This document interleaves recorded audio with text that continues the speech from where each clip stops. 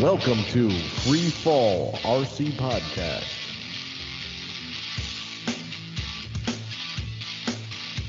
I hear something weird. Sounds like music. Now that we're playing music, I don't know when to come in. Right now. All right. Welcome to another episode of Free Fall RC Podcast. I'm Steve, and here with me is Kevin Hey guys. and Ian. Hey, what's up, guys?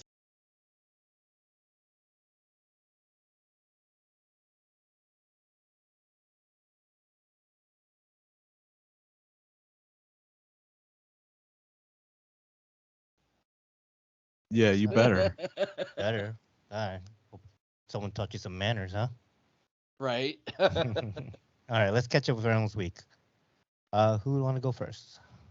I can go first since I didn't do anything exciting. I pretty much worked all week. It's like this weekend I did like the nursing bid. I did both my 12-hour shifts, and then I had an agency bid for Monday. But otherwise, I had a couple days last week I did work agency, and then yeah. So I've been nonstop. I was on Discord, and the only RC thing I did other than Discord was I bought a Switch Glow. So Oh, cool. yeah, so Nice. that will go on the Black Nitro as soon as it gets here. Actually, I just sent the money like about an hour ago. So hell yeah, that's literally all I've done all week. And then of course on my downtime at work, I was able to squeeze out a few memes. So Yeah. So, dude, you worked a 12-hour shift Saturday and Sunday? yeah, I Oh worked my 12 God, dude. Yeah, like my weekends, I don't even know what a weekend is anymore. It's like I work both Saturday and Sunday 12-hour shifts, and because I do that, my work gives me an extra 12 hours. And then I do agency and DoorDash on the weekdays. Wow. Yeah, so I've like been stupid busy. And it's like I've been picking up agency bids that way, because I get paid weekly with it, and then if I want to, I can switch to a pay card so I can get paid like right then and there, but I want it to add up, so I'm keeping it at the weekly. So it's like once I get enough of them in a week, I mean that's almost goblin raw money right there. Nice. Yeah. Wow, It's like, man. for example, like I had a really good bid Monday that I picked up, and it's like I actually made $30 an hour, and it's like okay, I can legitimately not say I don't get paid enough for this shit. That's cool. Just those hours, man. I can remember doing that. Man, being on call doing that. No, it's I couldn't even function. I don't even know how you're conscious, man, after doing that for the weekend and then going back to work, man. That's crazy. Oh no. And I mean, bouncing around to different facilities, it's like it's not bad. It's not really bad at all. It's like one of them that I went to actually gave me a job offer, and I told him I'll ride the agency train for a little while because it's like it pays more. So, Oh, that's cool. and then not to mention it allows me to travel because it's like for different states have different policies as far as if I want to transfer my CNA to a different state, sometimes you either have to completely test out to get certified in that state, or it's just a matter of filling out an application, send it, you're certified. And Kansas, I think you have to test out on it, but it's like I'm probably going to go ahead and get my Kansas certification on it. That way I can pick up some a few bids over in the Kansas side, which they've got Right. more than plenty. So it's like I can do that. I've even known some LPN and RN nurses that actually use the app, and they travel with it. I mean, they'll go to other states, but there's a process that they have to do to get certified in multiple states. Yeah, right. So yeah, it's keeping me really busy. Nice. Cool, man. Getting Busy's paid. good. Yep. Money. I'll have a raw in no time. Nice. I got some more things for sale if you want. I'll more talk to you after ESCs. the show on that one. All right. That it? Who's Like, next? Yeah, that's I it can for go me. next. I can Go go for next, it. dude. We finished the podcast the last Tuesday, and I flew up to New Jersey on Wednesday, Yeah, how was and that? it was okay till we landed in New Jersey, and I went, really loud, and everybody's like, "What's wrong with this guy?" And I'm like, "I'm back in New Jersey. That's what's wrong with me." There was literally like 30 to 40 people on the plane. The plane was extremely empty flying Oh up here. wow. Yeah, Nice. because nobody wants to go to New Jersey and They're all going the other way anymore. now. Yeah. They're going out. But it was cool. It was good to actually get up and do a bunch of things that I had to do, like around the house. Like, had the boiler serviced. I mean, I had to take the air conditioners out of the windows because it was getting pretty cold. The gutters needed to be cleaned. I did that. I mean, I was constantly working for like 2 days on just stuff that, Around that the house catching up. around the house. Yeah, just like fixing this broke, changing light bulbs, whatever the wife wanted done. And then I was like going through stuff, shredding stuff, packing stuff up to ship back down here. And in doing that, I found my old Oxy 4 with it still had a Neo on it, and I'm like, well, geez, what the hell is this doing Wow. like up here? I'm shipping that down. Did you And totally then I had forget 3. you had this helicopter? Like I totally I knew I had the helicopter, but I didn't know I had the Neo on it. And I don't know if I was having an issue with it or not, but I'll figure it out once it gets here. And I had I still had the old Oxy 3s at 285, 255. And I had 2 255s because I started building like a third one because I had so many parts left over. So I boxed them all up, shipped them down here. I boxed up. Damn. What else did I box up? I had a ton of Oxy 3 canopies that I shipped down. And my 2 canopies, no, my 1 canopy for the 690. I shipped that down. And then just a whole bunch of other stuff. Game controllers and just little things here and there. I was like, what else can I throw in this box and just throw it down here? Yeah. So shipped 2 boxes down, which was cool. And then I went out to dinner Friday night with some old friends, man. Went out to dinner with Mike D, the planker, and his girlfriend Vicky, and Rob McClellan, and Devin McClellan, and even Jeff showed up. Yeah. Nice. Yeah, it was cool. We went out to this place, kind of in the middle of the state, a little more, Bridgewater area, and it was good. It was good. We had good food, and we hung out, talked, and everybody how's looks Mike been good. doing? I haven't heard from him in a while now. Yeah, Mike's doing good. He looked great. Lost some more weight. He's been losing weight and I heard getting he's been getting a lot of back into better exercise. shape. Yeah. Oh yeah. Yeah. On his back. Yeah, exactly. No, but it was fun. We had a really good time.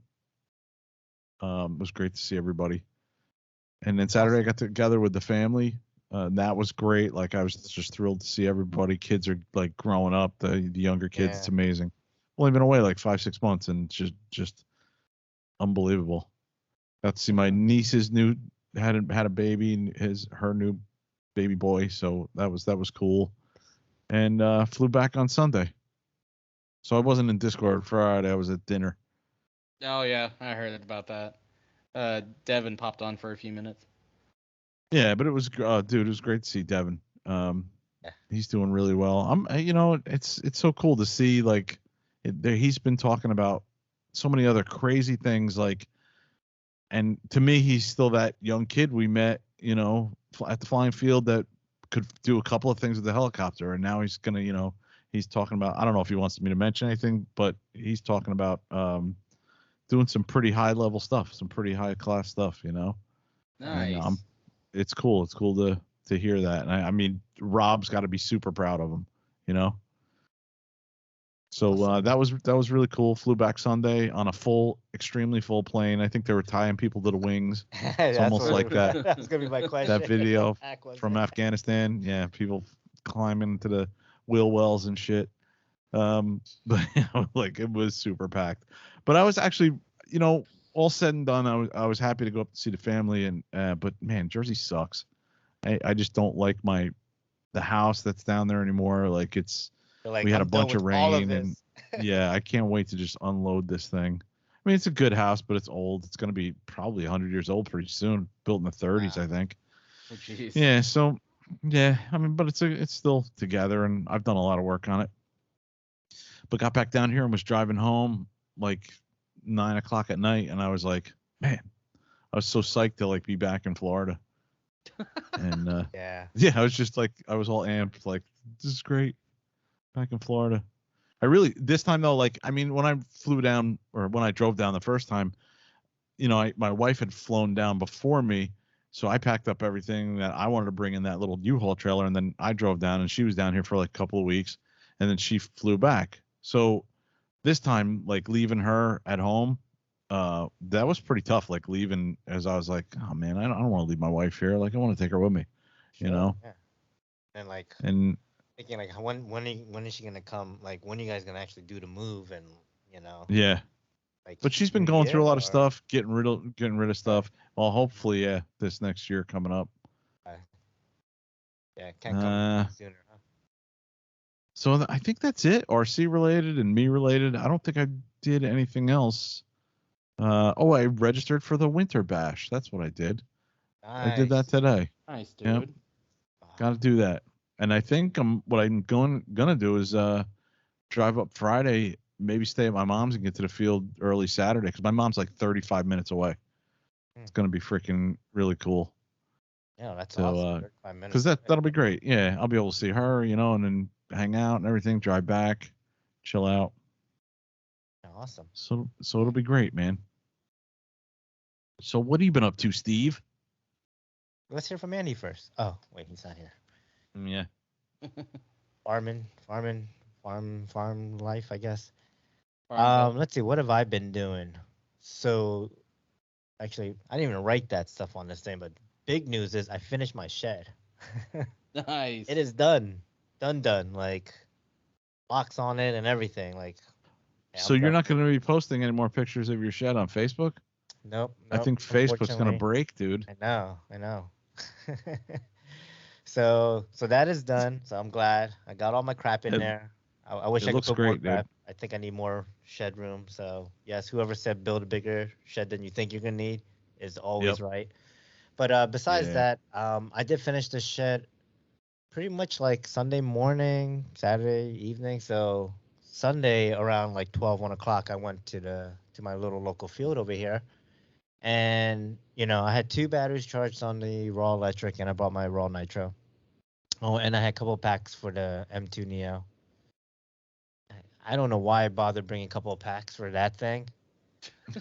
First flight, I'm just, it's going to go in. And yes, first flight, let me just kind of set the scene now. It was like a tailwind, so just wind blowing from my back, which I prefer, but it was like a constant, like, 15 to 20 mile per hour wind. Oof.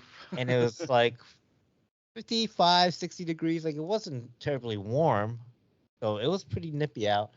But the skies were like perfectly clear blue, and those are like, yeah, it's nippy out, it's cold and it's windy, but like it just looks like whatever you're flying looks fantastic in the air. So yeah, I'm flying this little Logo 200, my little M2 Neo, and I'm flipping, flopping, doing things.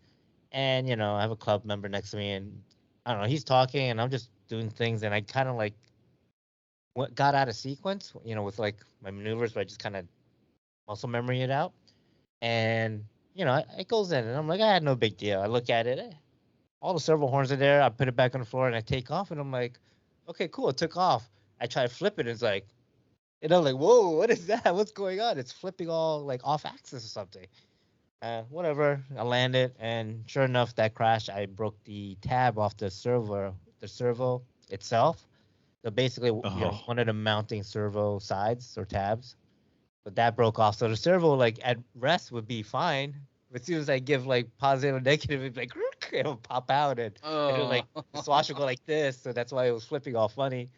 But yeah, so the front right elevator servo, aileron servo was all, broken off basically. So that ended that one. So I'm like, all right, straight into the raw nitro. Let's go. First flight, warm it up, didn't really tune it, but just wanted to make sure there was good smoke. And it was, I don't care if it's a little on the rich side. So I flew it, got like a 5-minute flight. great. Like everything worked fine. It was fantastic. Um, I land, I'm like, all right, let me fuel up and get ready for another flight. A couple of club members flew. One of the club members brought this weird thing out. Not weird, but he made this little chair and an extra radio system that had a like that you would have a yoke and foot pedals and a little throttle stick, and he made it all out of Okay. wood and stuff. And it's like on a little stand, and you put this little folding chair on it, and you can fly the plane like that. And it's basically a transmitter that gets buddy boxed to another transmitter, and then basically take control, and then he could do it. Plus, he had FPV with head tracking. Oh, wow. Cool. So he's sitting there in full, so he did his thing, and so, whatever, that took a little while, but that was really cool. Except his head tracking kept on, like, I had a monitor there, and his head tracking kept on going, like, left and then down. And I'm like, are you Oh shit. looking there? He's like, no, you hear him, like, he has a reset button, so it's like, click reset. It just automatically drifts down like this, click reset. So he's flying like this.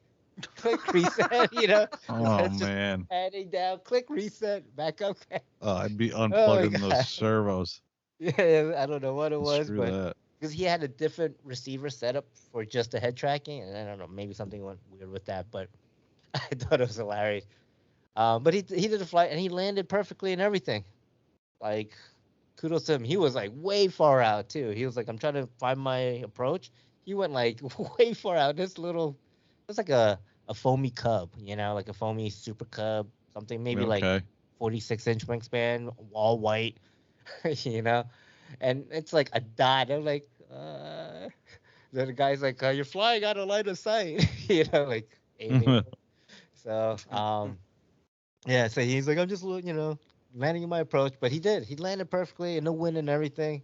I was quite impressed. It was like his setup was like, it was literally a gimbal with a stick sticking out. So he's like, you have to move it so small. Oh Being shit. that it's a Yeah. gimbal, like an actual gimbal, Yeah. in like a post that he's controlling with the man. little stick. Oh man, it was pretty awesome, man. It really was. This guy's he's a DIYer, man. He builds all this stuff on his own. Just has an idea and runs with it. That's We saw awesome. something similar at Urcha in the AMA museum. Remember they Yeah, had something right. similar like that? Yeah, exactly. But that was like with like old, like Yeah, old it's like steel linkages and steel everything. linkages and stuff. Yeah, this was all like linkages but going right to gimbals. So his rudder was a gimbal that was connected to foot pedals that would limit, and he had it like limiting so you wouldn't break the gimbal and you can only go Okay. so far and stuff. And like he got it all worked out.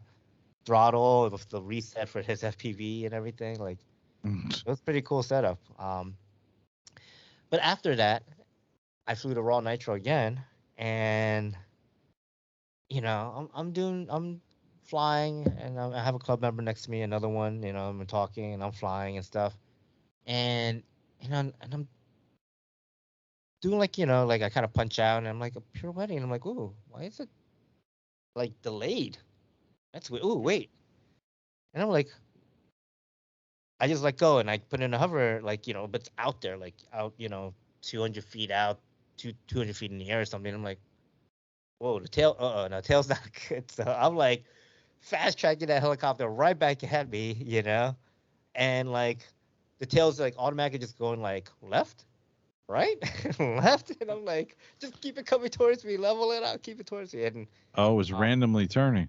yeah, it was randomly turning. So I think Jeez. I had an issue with with that servo, and yeah, it just went on me, but it didn't pirouette out of control. At one point it just stopped working. Like it didn't take any of my inputs. It was just sitting there. So I throttle hold and landed I landed in one piece, so that's good. But I was like pushing on the thing. It was like geek geek. It was all over the place. I was like, oh wow. Oh, so once you landed, you were moving the Yeah, I was moving push rod and yep. And it was like it would stay there, and then I would like push back. It would kind of like fight and then come back, and so the potentiometer on it went totally bad. oh wow. I was just gonna guess that too, because I've got a servo laying over here with the same problem. Yeah. So it is what it is. But yeah, I did not crash, which was. Oh, that's the good part. Yeah, absolutely. Absolutely. Dude, you've had some luck with servos this Uh, year. Yeah, I have. Holy shit. And so Wow. yeah, I was happy about that. And then, I'm like, ah, crap. All right. I got 2 batteries on the raw electric. Let's do it. I tossed that up, and that was fun. I really like my Bank 2 is 1900, and it has enough power. It moves quick. It makes enough noise, and it flies really well. And I get like over 5-minute flights. I'm Nice. most part. I'm like, I don't know what to do anymore, so I'm just gonna kind of come close to me and just do like collective stop, flips. And I'll just kind of do that because I'm like, I don't know what else to do. And it's like, Yeah. oh, okay, 0. And it's like, oh, yeah, it's almost 6 minutes on electric, which I'm like, fucking awesome. So this like setup with the 4525 HT Eagle Drift and the YG 205, like, and running, I don't know what I'm running, like 80% on the throttle or whatever to get that 1900. It's like at that sweet spot where like it just runs efficient as hell. Like I can't, yeah, it runs really well, you know.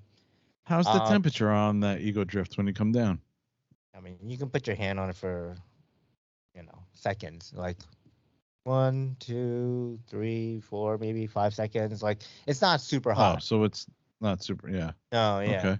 And like, so then like I flew that and then I went right to flying again. And it was cold out, so like I'm sure the motor ran extra cool that day. And I just did a second flight right after, and the motor wasn't any hotter, being that it was already hot, and I flew another 5 minutes, and this time I did like 4 minutes, and I cranked it up to I don't know what my head speed is on 95% or 90%. I think it's like 21 or something. That's when Okay. the helicopter's like just like all over the place, like Yeah. like I just go and it stops. I go here and it stops. Like it's very, it's high head speed, right? Yeah. For the size of the model, and that's when I'm like, ooh, yeah, I get like 4-minute flights at best, I guess. But yeah, it's a good setup. I don't know Hell the yeah. the Nice. Maniacs batteries too. Ooh, I did buy a new Maniacs pack too. Ooh, one last thing, yeah. I haven't soldered up ends on it, so I didn't get a chance to try them out yet. But I got the new 5200 ADC packs. I mean, the best part about it, and I should go get it, is they're orange. I love it. Shrink wrap is orange. It's so dope. Nice. Nice. Yeah. So I can't wait to put that in my red raw, which is gonna look funny. Red I need to put the orange canopy back on maybe. Um. All right. Yeah, that's it for my week. Let's move it on to the main topic here. All right. All right. So Main topic. do we get listener questions? What are we talking about here? Questions. They I get don't to the know. bottom Have of the we barrel. have we gotten? I think we have had interest in us answering these questions. Huh? Maybe from like maybe one or two from like Darren Yeah. or guys like that. That we've talked to in the past on Discord and whatnot. Mm-hmm. So yeah, it's do we want to run through all the questions first and then break them down one by one, or do you want to just go into them? It's all basically questions about, you know, best model, worst model, stuff Yeah. like that. Questions to us from us about models and I don't know things that happen with Yeah, them. they don't necessarily have to be helicopter models. Yeah. Although I can't think of much else lately. I know. All right. Let's go through them now. All right. Okay. Let's just go. All right. The first one is best model. Actually, we should save this for last. No. Yeah, let's save that for last. Yeah, I agree. Yeah. Yeah. Let's save that for last. All right. So we've been in the hobby for a bit. What is a model that you missed the most? That I guess you might have gotten rid of, or you crashed out and you couldn't get parts for it or whatever.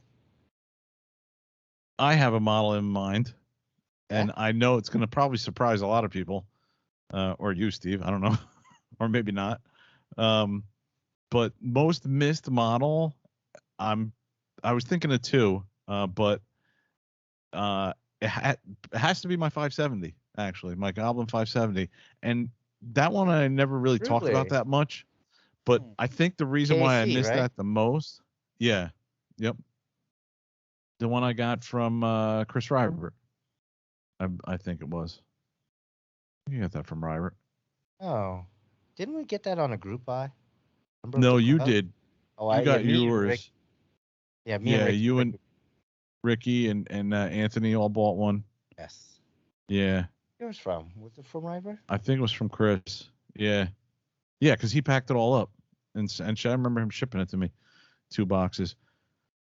And the reason why I say it's my most missed model, and that was one that I definitely was really nervous to fly. I was kind of afraid of it a lot. It was kind of like my largest model, and I think I started to really get used to it and get control of it and try to kind of figure things out, like months or a couple of months before I actually sold it.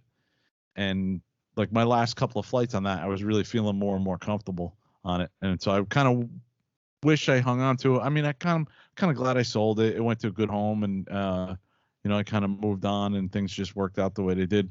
But I often wonder, like, how much more of a fun or good time I would have had with that model if I had kept it. Yeah. Especially the way you're flying now, right? Yeah, yeah.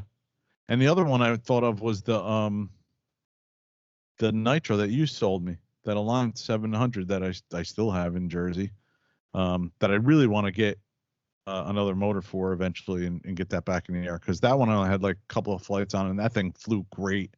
And I mean, auto, listeners, we're talking about a V1 T-Rex 700 Nitro with a yeah, flybarless head on it, like the flybarless head, not a DFC or obviously not flybar, but with the proper head. Like, yes, this is like the model that like a lot of people are like, oh man, we should yeah, still make this model, right? Like, yeah. and almost sold it a few times, but I just mean, if never you sell it back to me. came through. Right.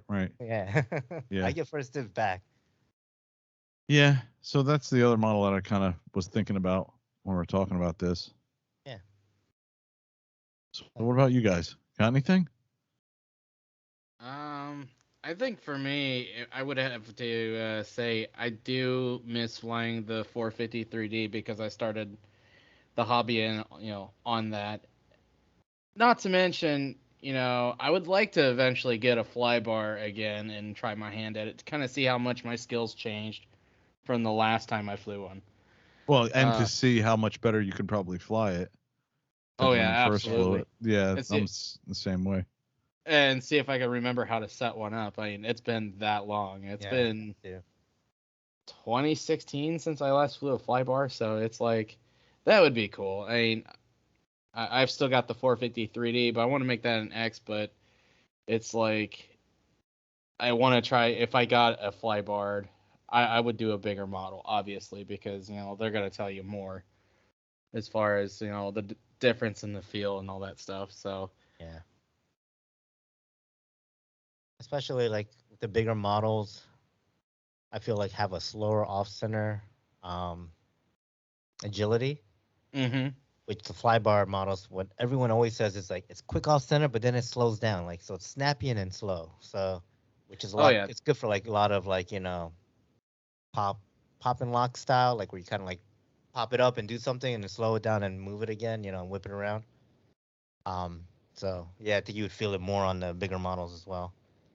absolutely. And it's like I mean the smaller the models are, the more darty it's gonna be, and it's like the 450 3D. I mean, that's a 3S flybarred machine. So it's like here I am flying 700s now. I mean, I think the smallest heli I got's like a 470, and that's it. That's a 6S.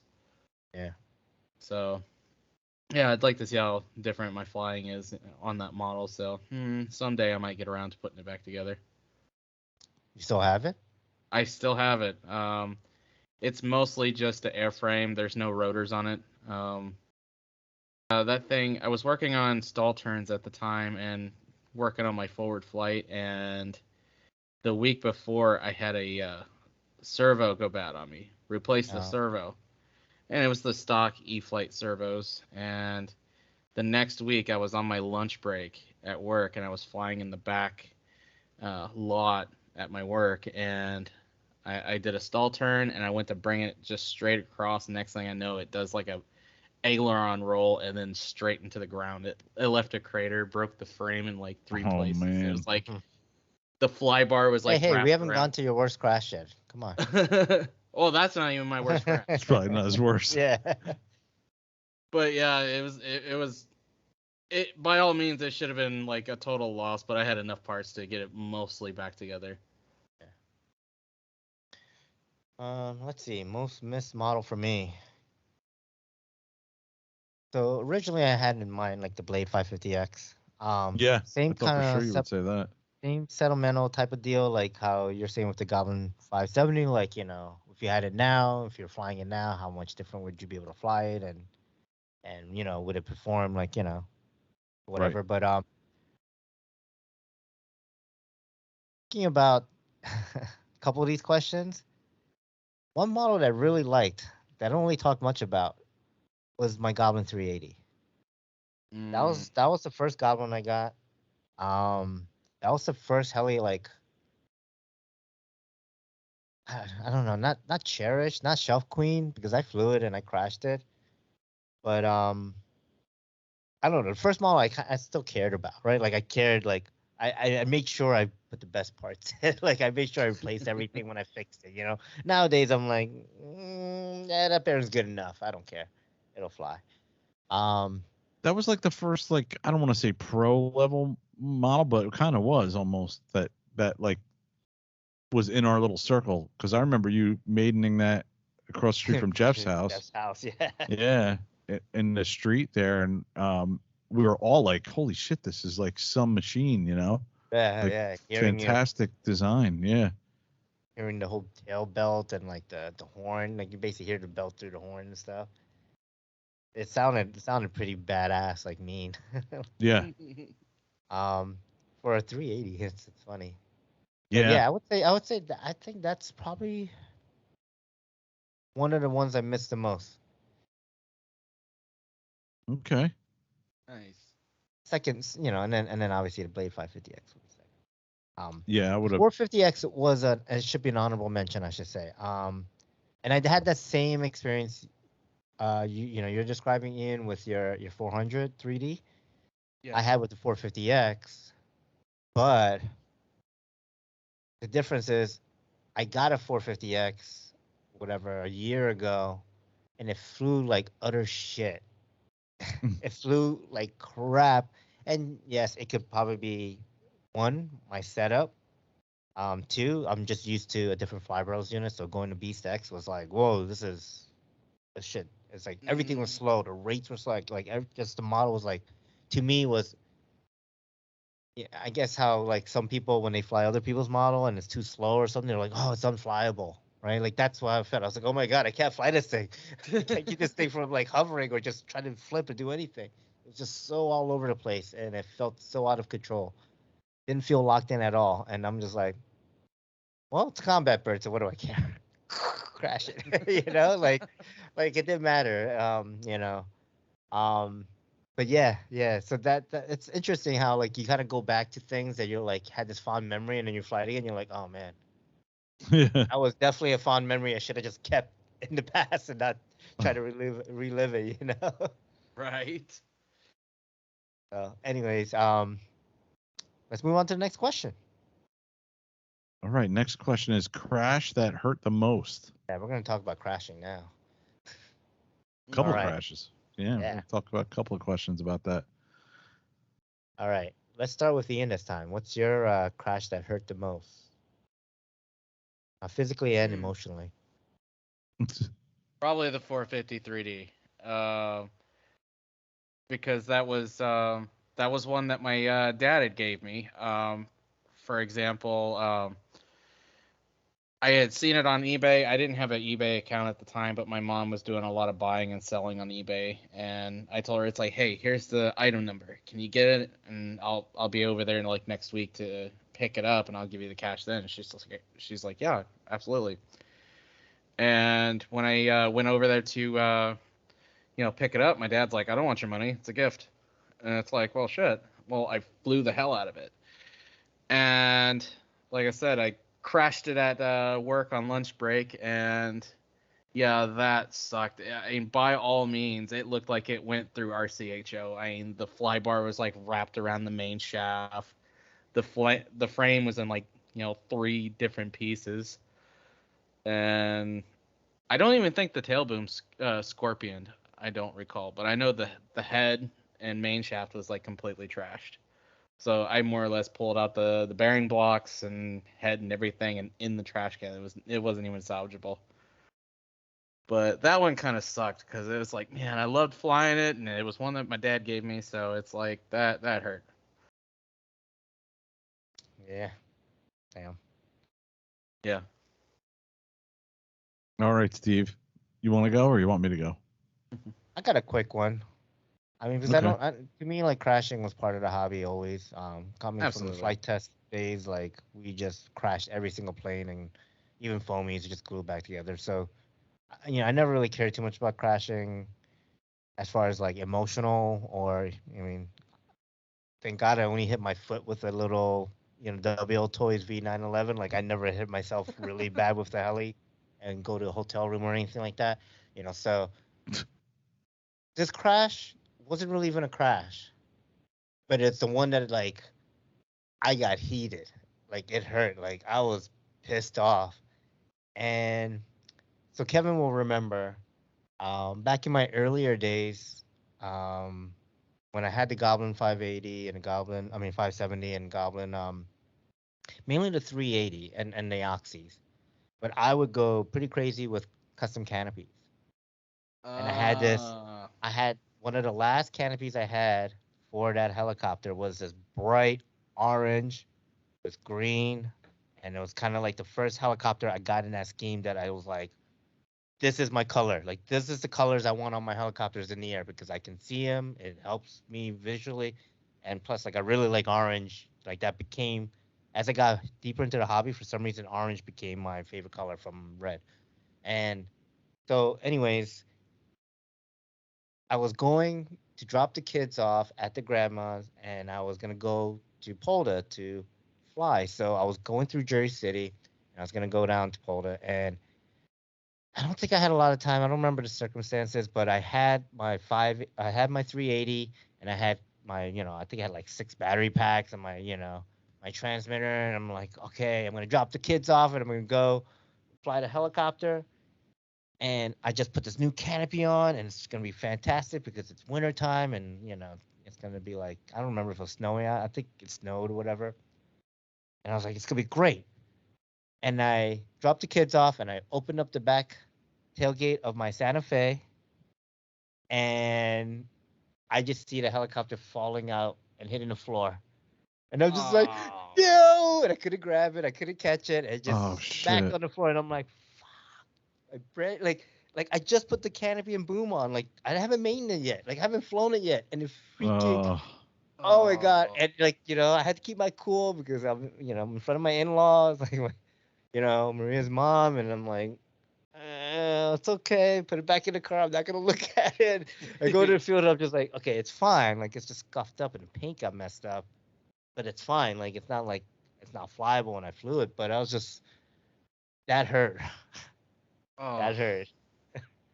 Yeah, I can already see you getting back in the car, getting ready to go to the field, and you like roll the windows up. Yeah. Uh, Beating on the dashboard and the driving steering wheel. like, Yeah. it's like you just see it. It happens in slow motion always, but it was just like out of my reach. It's like, oh well. Damn. All right. Well, What about you, Kevin? dude, I have to say crashes that hurt the most. Like Okay.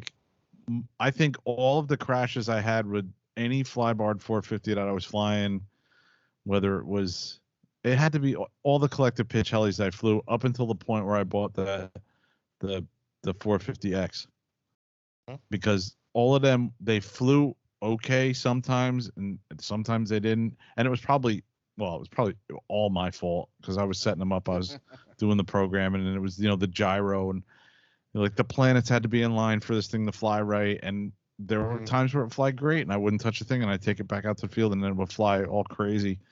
And So it had to be all of those crashes that hurt the most, because there was several times where I was like, this just isn't for me. I can't do this. Like I'm so close to giving up and just not. I'm just gonna stick to planes or cars or something.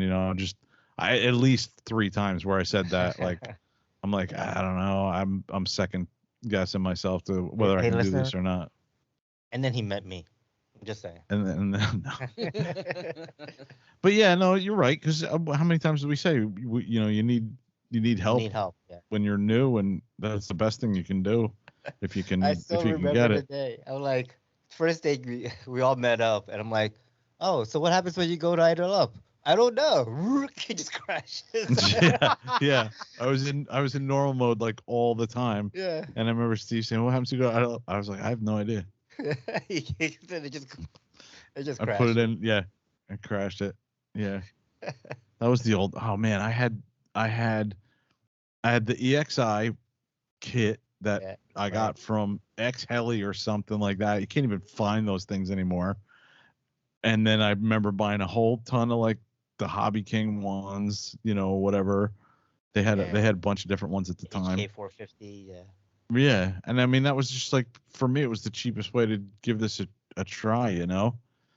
Well, you're also listening to a puppet, so. Yeah, and I was also listening to Puppet. But then I wound up finding the 450X on eBay. I got a good deal on it, and I remember like Steve setting that up. We spent like the morning setting that up and got it flying right. And I was like, Sick. oh my god, I did not waste my money. Holy shit, this thing Yeah, actually you're doing well with flies. that for a while too. Yeah, I enjoyed that model. I don't think I crashed it that much. I don't remember though. I remember crashing it a lot. Yeah. But yeah, those hurt a lot, only because when I think about emotionally, like when I think about what I was close to, like when I was close to like just giving up, Right, close to being defeated. That's gotta yeah, be like, yeah, those were the ones that really like hurt. come on, Kevin, get off that edge. And Come then back. the one that physically hurt me was that little stupid mall kiosk one that came up off my porch and hit me in the mouth and cut my lip open. Yeah, I was like, son of a bitch. I think it was infrared too. Probably wasn't doing anything. You're like, move. Yeah. Wade was like, It was one of those coaxial ones where the tail blade is pointed straight up. yeah, It's just like, yeah. It's like the helicopter version of turning in reverse for you old school RC car guys. Basically what it is. All right. So yeah, that was the one that hurt the most. What about worst crash? I got to really think about this one. Yeah, worst crash. We talking like monetary wise or like? I guess, have right? I have a couple. Because there's got to be a difference between ones that hurt you and the ones that are like your worst. Yeah, I could go. Worst I have a couple in my crash. mind. So what do you guys think? Okay. All right. So one of the worst crashes I've had was a botched auto on my Goblin 700 comp. I think the crash was bad because I had so many things broken. I had to rekit it, and so like just knowing the fact like yeah, I know it's good to practice autos, and yes, in an emergency I can 9 out of 10 times bring a helicopter down without an issue, but normally I do not auto. I don't auto at the end of my flights, and yes, I know. But like I think it's because of this crash. It like scarred me from autoing, like because I literally rekitted a whole Goblin 700 comp, which was like my first 700, my pride and joy 700, like the lime green with blue, the old comp edition, and like it just went like all wrong on an auto, and I was autoing from left to right, and I was I did like 3 or 4 successful autos, but they're out there, I was learning.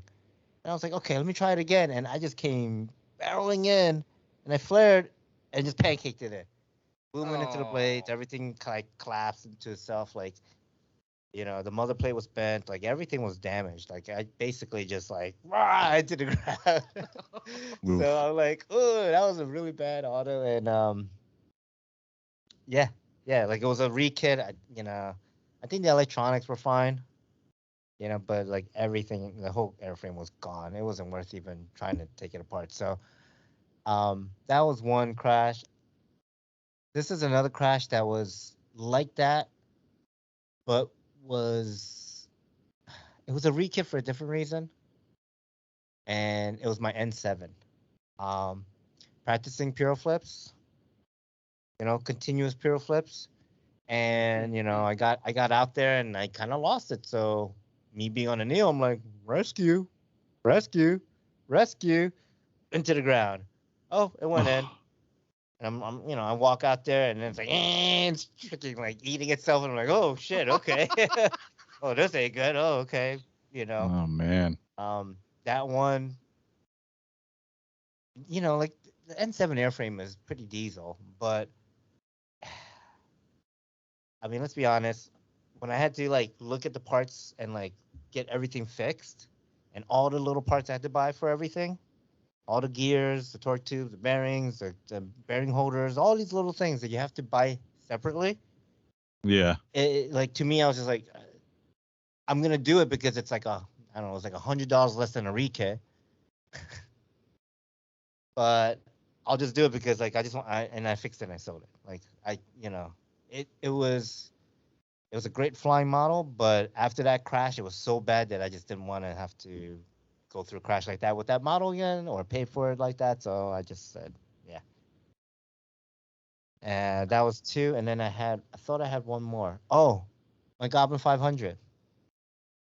I am doing, I had a little helicopter here.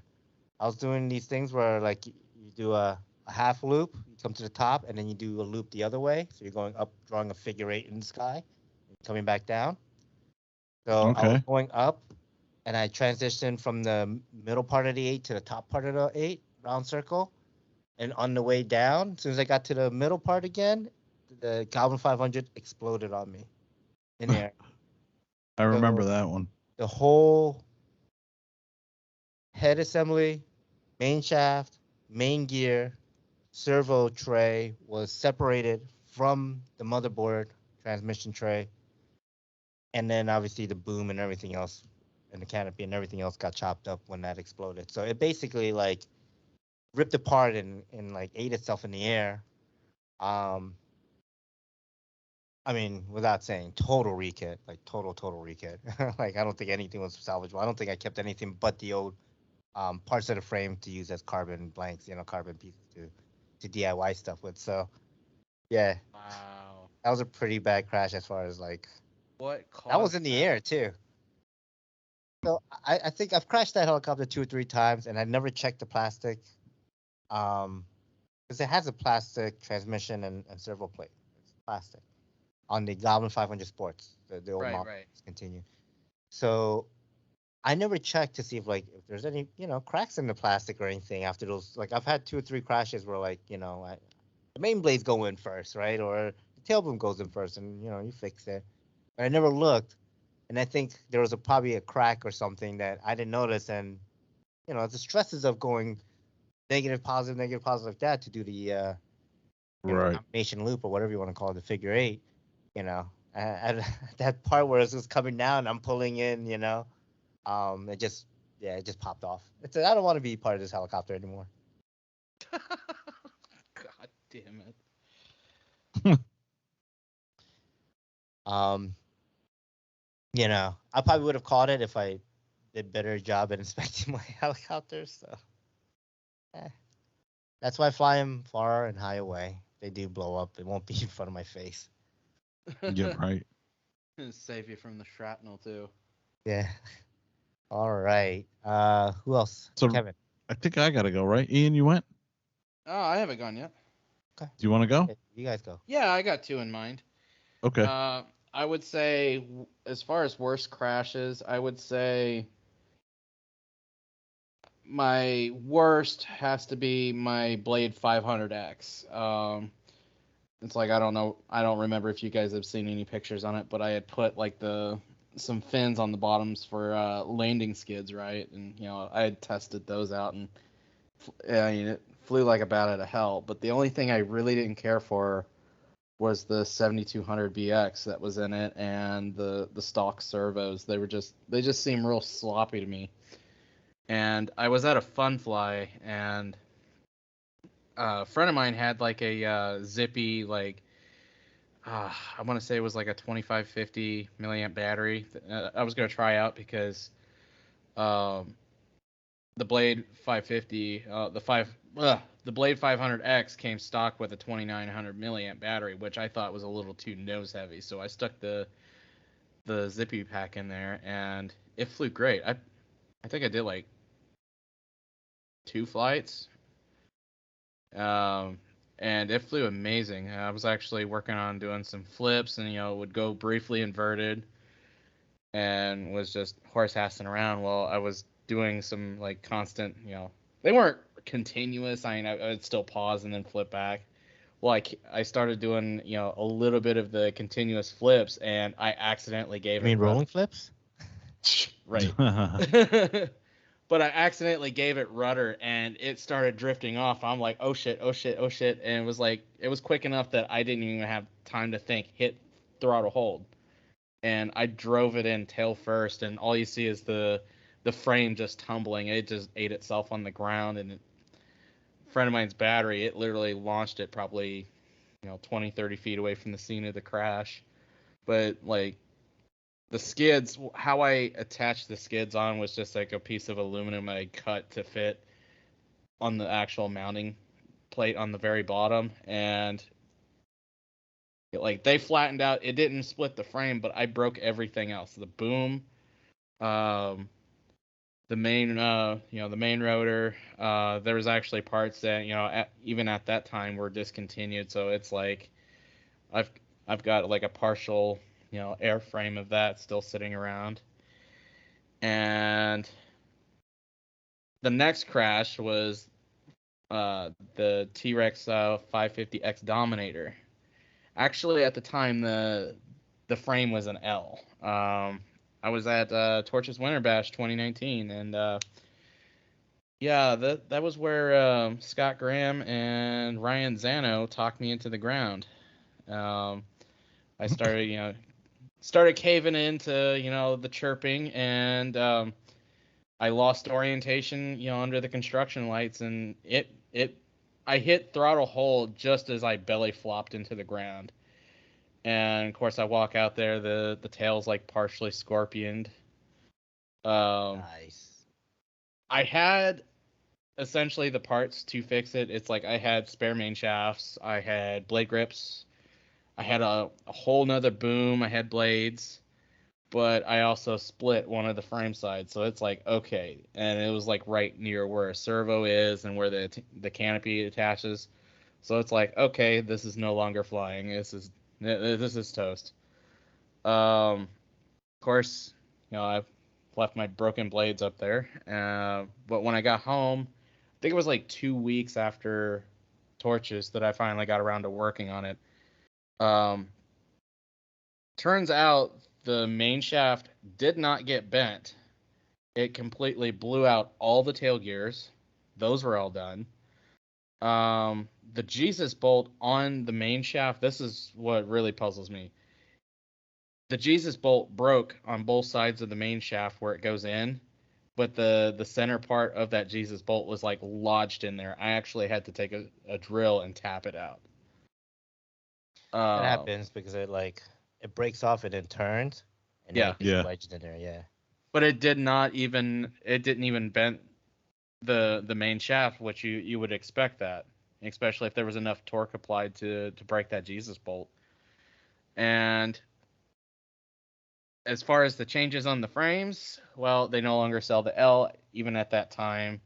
So I had to buy both the 550X frames, which they were like $65 a piece. So it was like it took a little bit to get it back together, but I literally had that thing completely apart.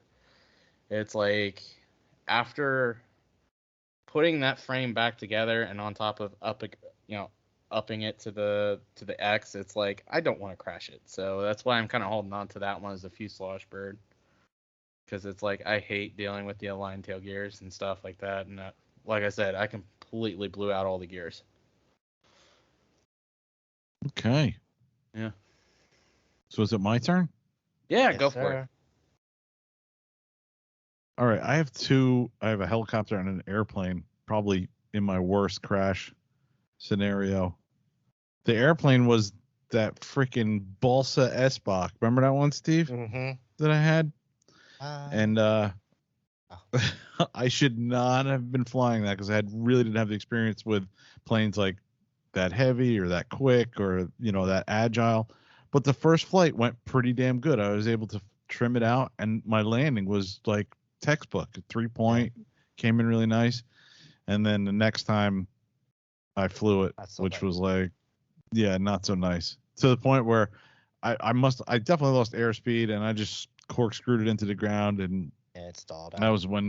that's when Jeff said, that's a sound I never want to hear again, was that balsa plane going into the ground and cracking and everything. Yeah, that was probably the worst like plane crash. Because I think back on that plane now, and I'm like, man, it'd be cool to have that. Like I could really throw that thing around, Yep. The worst helicopter crash, probably just happened not too long ago. As far as like monetary, like almost rekit, was that 690. Man, I went the last crash I had on that, where I put that in, where I think I lost the tail blade, and it just was in this weird orientation. I couldn't get back around. I should have been able to save that, thinking back on it, but hindsight's always 2020. Of course. Yeah. Yeah, so that one was definitely worse as far as like I said, like monetary, like that. Oh man, I basically rekitted that whole thing, except just didn't buy a canopy for it. Yeah.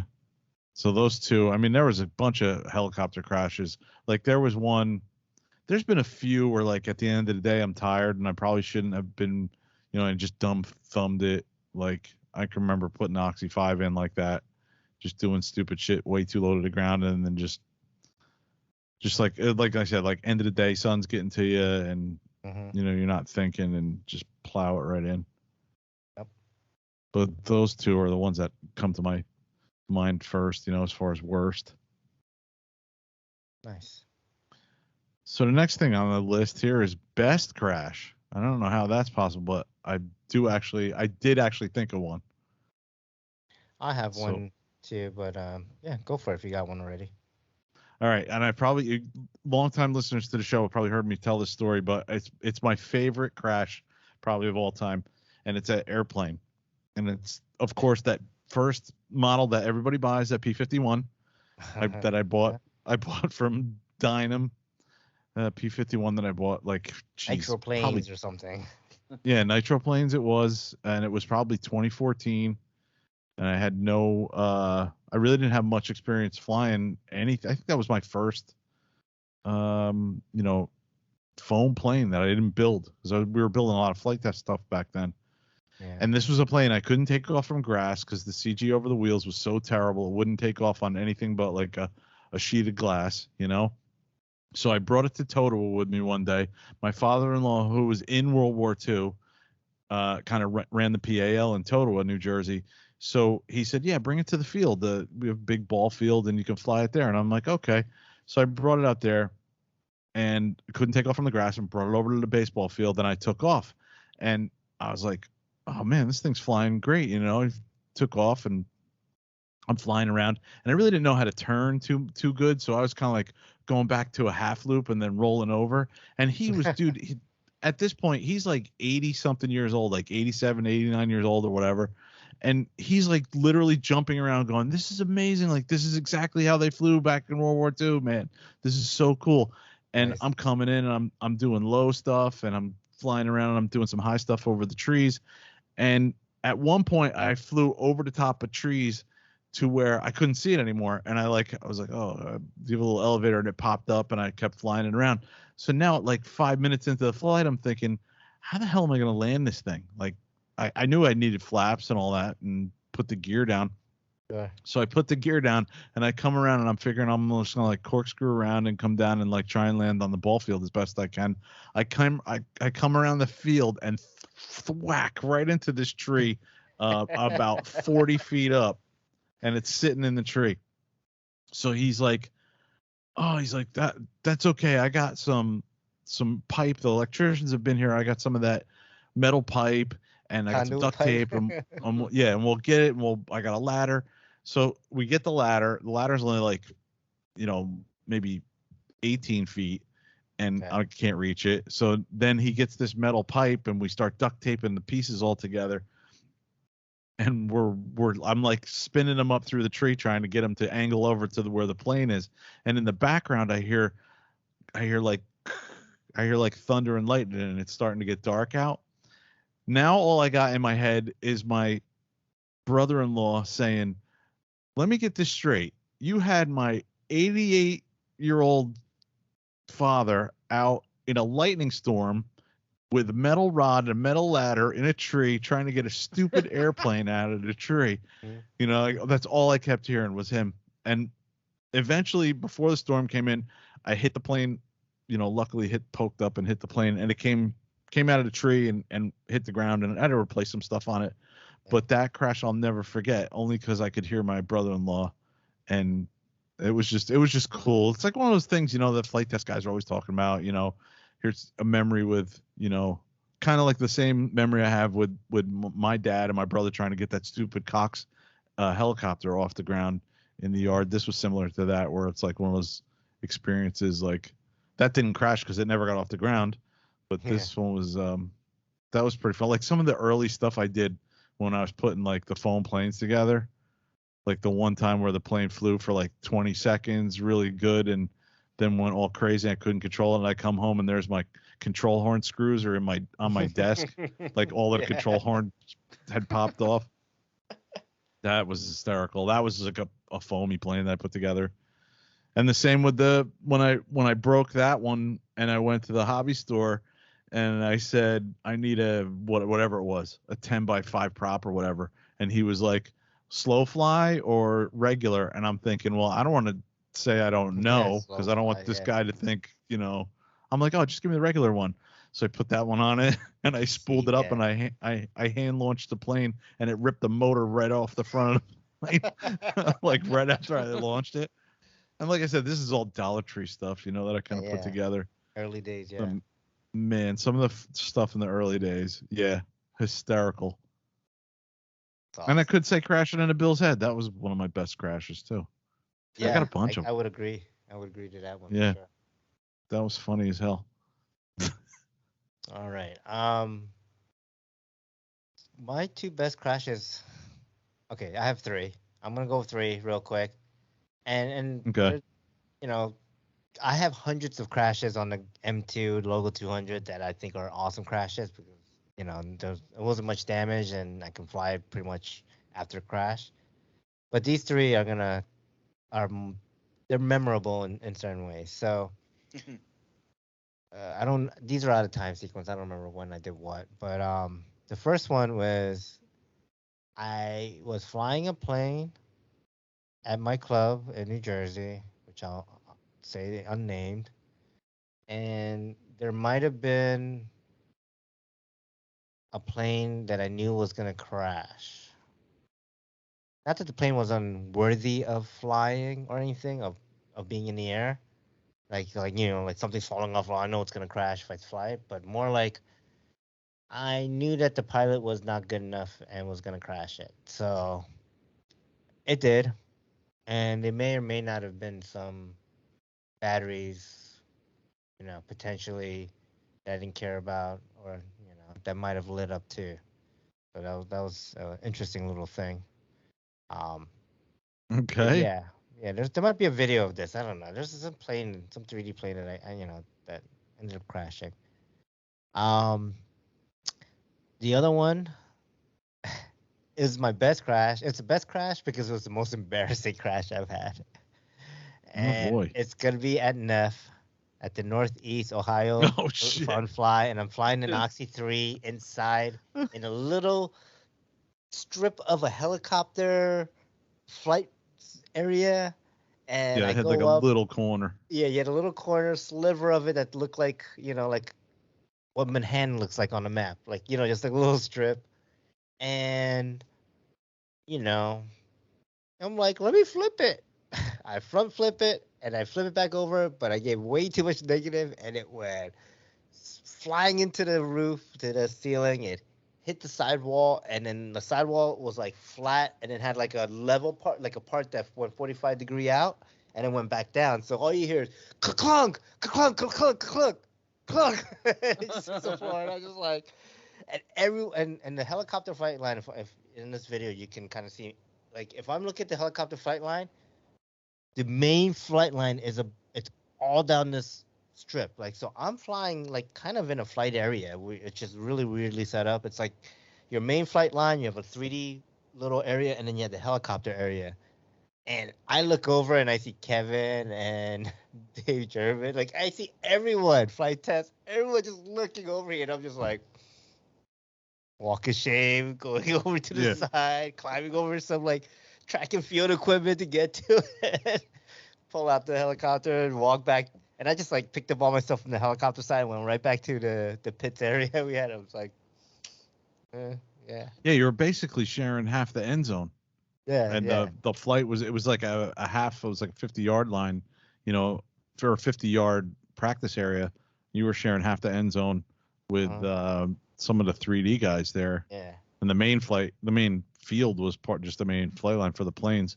But I remember when we went there with the Oxy 3s, I mean, we could barely flip it over at that point, maybe do a couple of little tricks or maneuvers. Sorry, Andy. But I remember Alex from Flight Test, I think it was, saying when me and you were over at that area and we fired up the Oxy 3s, he was like, it was so like everybody stopped and looked and was like, what is that? What's happening over there? Because you could hear it so loud. Yeah. Like, yeah. Inside it was just really super loud. But that was Especially oh my god. When you hit that, I remember who I was talking to too. I was talking to that one. I was talking to the guy, one of the guys we used to see every year there. Haven't seen him in like at least 5 years or so. But yeah, I remember talking to him and looking over at you, and you were like, oh well, oops. What are we gonna do? Yeah, that was funny. Oh man, that was a good one. And then I had a third. 3D airplane, that crash. The third. Oh, Flight Fest. I'm flying a mini Radian. It's the Kevin Matusik airplane. And, I flew a couple times and kind of like, it was kind of beat up a little. Like, I wasn't, like the way I built it, I just kind of put it together real quick, cut it up real quick. But I was flying it, and I think you were next to me, Kevin, and I'm just like, it just starts to go further and further away. And I'm like, I don't have it. And I push down and it kind of like whips up, like push down the elevator, like whips up, and push up the elevator, and whips down. Like, I'm just like, oh, I really don't have control on this thing. Kind of weird. And I'm flying, and I'm like, oh man, this thing's getting smaller and smaller and smaller. And I'm just like, throttle down, turn off my radio. And that was it. Yeah. And then what was it? Some kid comes up to it. I think you handed me the radio too at one point. Yeah, at one point. And I tried. I could not get it to even like you're saying. It would just go up and down. We could not even get it turned around. To point back at us or anything. Yeah, like it didn't have aileron. It just had elevator. And I think what happened was the fuselage broke, and it was like flopping up and flopping down. I don't remember if it had canards or not either.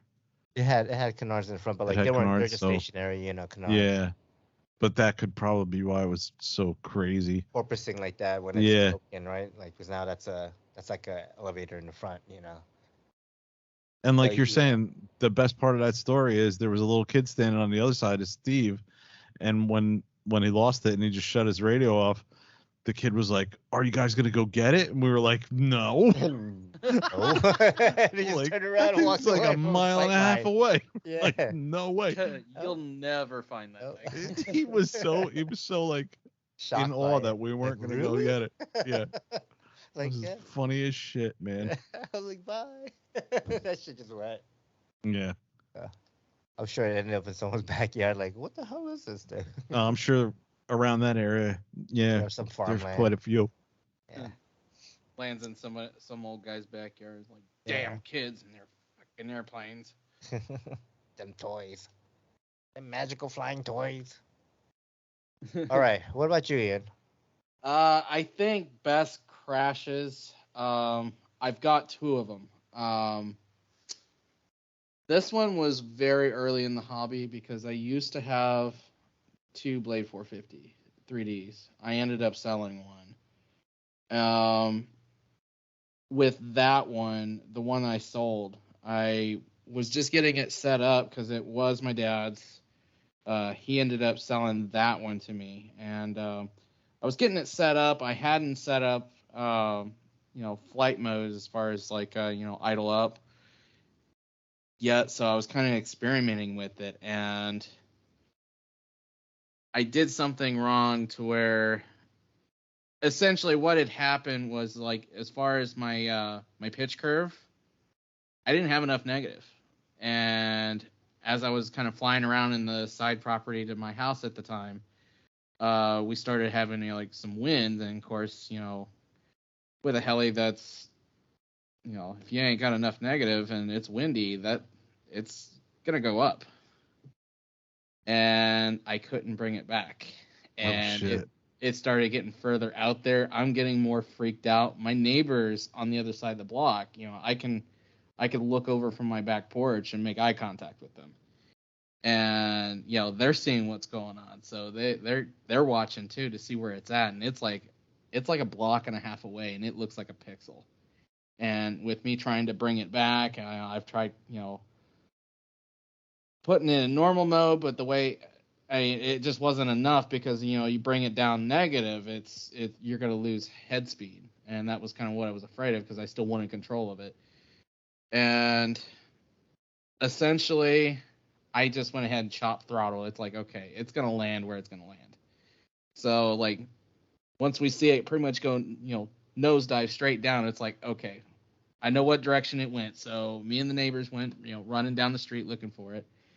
And as I got to like the park on the other side of the block in front of my house, one of my neighbors drives up. He's like, hey, hey, I found it. He's like, you're not gonna believe how many pieces it is. And it's like, oh fuck.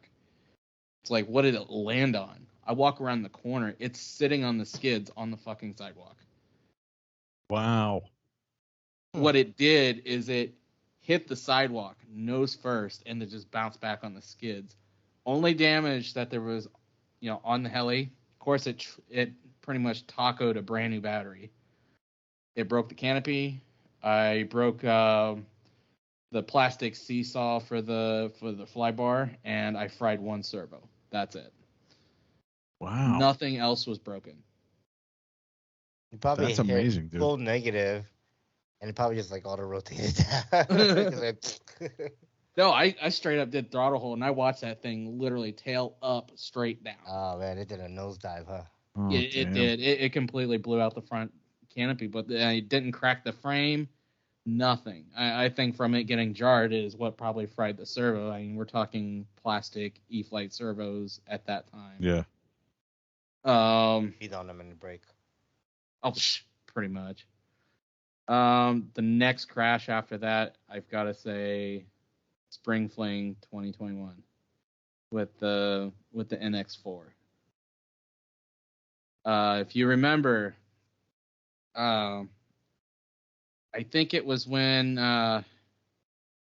was the first time. No. Yeah, the first time I was doing a tandem with Shaggy, and I put it right in the weeds. I think it was when I was trying to cut some grass with it, and next thing I know, I was doing some flips, and I was horse assing around with it, and I went to cut some grass. I did like one little pass. Went ahead and got the blades in the grass. I went to do it again and cut a little too much, enough that the grass just pulled me in. And of course, I'm like, shit, because I don't have a spring on there. I almost ran out there, and of course, everybody's heckling me, like, no, don't do it, don't do it. Jeez. So it's like, okay, I stopped, kind of paused for a second. It's like, okay, I don't see any smoke, so obviously throttle hold hit, and of course, I'm expecting the worst. I go out there and pull it out of the weeds, and it's like, wait, there ain't a fucking thing wrong with it. Somebody grabbed me a starter. I started again and flew it. And then one of the other times I went to just gas up and fly, like I was getting ready, I was hooking up the battery and everything. Next thing I know, I hear somebody say, "Hey, Iaen's going up," and not realizing that Bert and all the guys at the flight line, they were doing a amateur night flight competition. And it's like, okay, we're doing this. So I went ahead and went out there. Scott came up and was like right up there next to me, and he was telling me to do some stuff. So I was just kind of winging it. It's like there was a lot of stuff that there was a few things that he was mentioning to me. He's like, yeah, you should try this. And one of the things I tried to do was do a pass inverted to cut the grass. And when I did, got too much grass and pulled it right in. Went out there, pulled it out of the grass. I didn't see nothing broken. So it's like, okay, somebody passed me a starter. Of course, started it right back up. And this time, you can hear there's something wrong because I'm hearing some rattling, and I'm pretty sure it was a lot of the rattling was from the tail gear. But once I got home, I found out that my rear bearing was pretty much saying I'm done. But I did a couple flips with it, and it's like, okay, it sounds like it's going to explode. It's done. So I landed it. I swear it was like a tail, like a gear or something. You must have. It was so loud. Oh no! I mean, it was. Well, it's like the main tail drive gear. Gears that are on the tail boom, those were perfectly fine. It was the umbrella gear was like completely gone. Yeah, it sounded like that. Something was bad on that. Yeah, and then of course after I replaced that, I found out that there was more than just that rattling because I found out the rear bearing was done. Uh-huh. But yeah, I was still amazed. I mean, I think out of the time that I've owned that NX4, I've only replaced a pitch link. I've replaced a swash plate because the bearings in the swash plate were, getting ready to go. And the tail drive gear. That's all I've ever put into it. And I've crashed that thing twice and laid it over 4 times. And 2 of those times it was like fully lit up, ready to go. And we got something backward on the Neo, and it was counteracting. It was the swash plate correction. We had gotten it backward and we laid it over twice, and it flopped over and the rotor stops, and all you hear is it just burning clutch. Oof. I've had. Oh, and I replaced the clutch assembly because of that, because we ended up blowing up a clutch disc that weekend. I didn't talk about this one, but I've had that happen. Those gotta be. So having the wrong orientation on the flybarless unit crash, I've done it. I'm sure other people have done it. I've done it too. They're one of the weirdest crashes. Like, they kind of hurt because you're just like, I'll crash. Fuck, I just fucked up big time. Like, because you made the mistake. It's a 9010T type of mistake, right? Like, it's just, what it is when it happens, and it's just like you just hate yourself for like how stupid you are for basically either 2 things: you messed with the flybarless unit and changed the orientation on the controller, or what I did is I had a crash, I fixed it, and I was like, oh well, why don't I swap the flybarless 180 because the wires would be better that way, and I did it without changing the software. And didn't correct it. Right, and didn't change the software. So the next time I spooled up the Scowie X7, it went and that was it. Boom, gone. It wrapped itself up. It was just like, and I just fixed it from a crash. So it's like, like those. Yeah, those got to be the worst, especially like when you fix it from a crash and you do something like that right up. Yeah, I've definitely done that. Right off the bat, man. The first spool of it, you're like, and you just, what can you do? You walk up, you pick up the heli, you toss it back in the car. You're like, oh well, that happened. I don't know why I forgot to mention that on worst crash, but when I first went to, because I scrap built my my Blade 500X. I mean, I bought all the parts and I put it all together on my kitchen room, on my kitchen table. And when I went to maiden it, I looked through the manual and I thought I had it down correct. But my mom and the kids went to the grocery store around the corner. They were gone like maybe 20 minutes. And as they were leaving, I was like, I'm going to go ahead and, see if I can get this thing going. I walk outside, they drive off. I went to put it in the air and I got it to a hover and it's just back and forth. It was like I couldn't control it. It was like everything was reversed. So I tried, seeing if it was something in the remote. And I went to bring it up one more time. And all of a sudden it goes forward and then back right into the street and it just obliterates. Like, I found pieces like halfway down the street. Including the tail servo, and it was like, oh damn. Like, my mom pulls up and like her jaws drop. She's like, what the hell happened? And it's like, I don't know. Like, the next day I was on eBay, Amazon looking for parts again. All right. Sweet. Let's move it on. Yeah, let's move it on. Most memorable flight with a model. I have a bunch. I have 3. Okay. That I can go through real quick. Take it. One was kind of a crash. Actually 2 of them were kind of a crash. One was the Oxy 3 flying into the beans like 3 times with the same battery, same flight, and chewing main gear teeth off till I had to go out there and actually spin the blades to get it to catch and start flying again.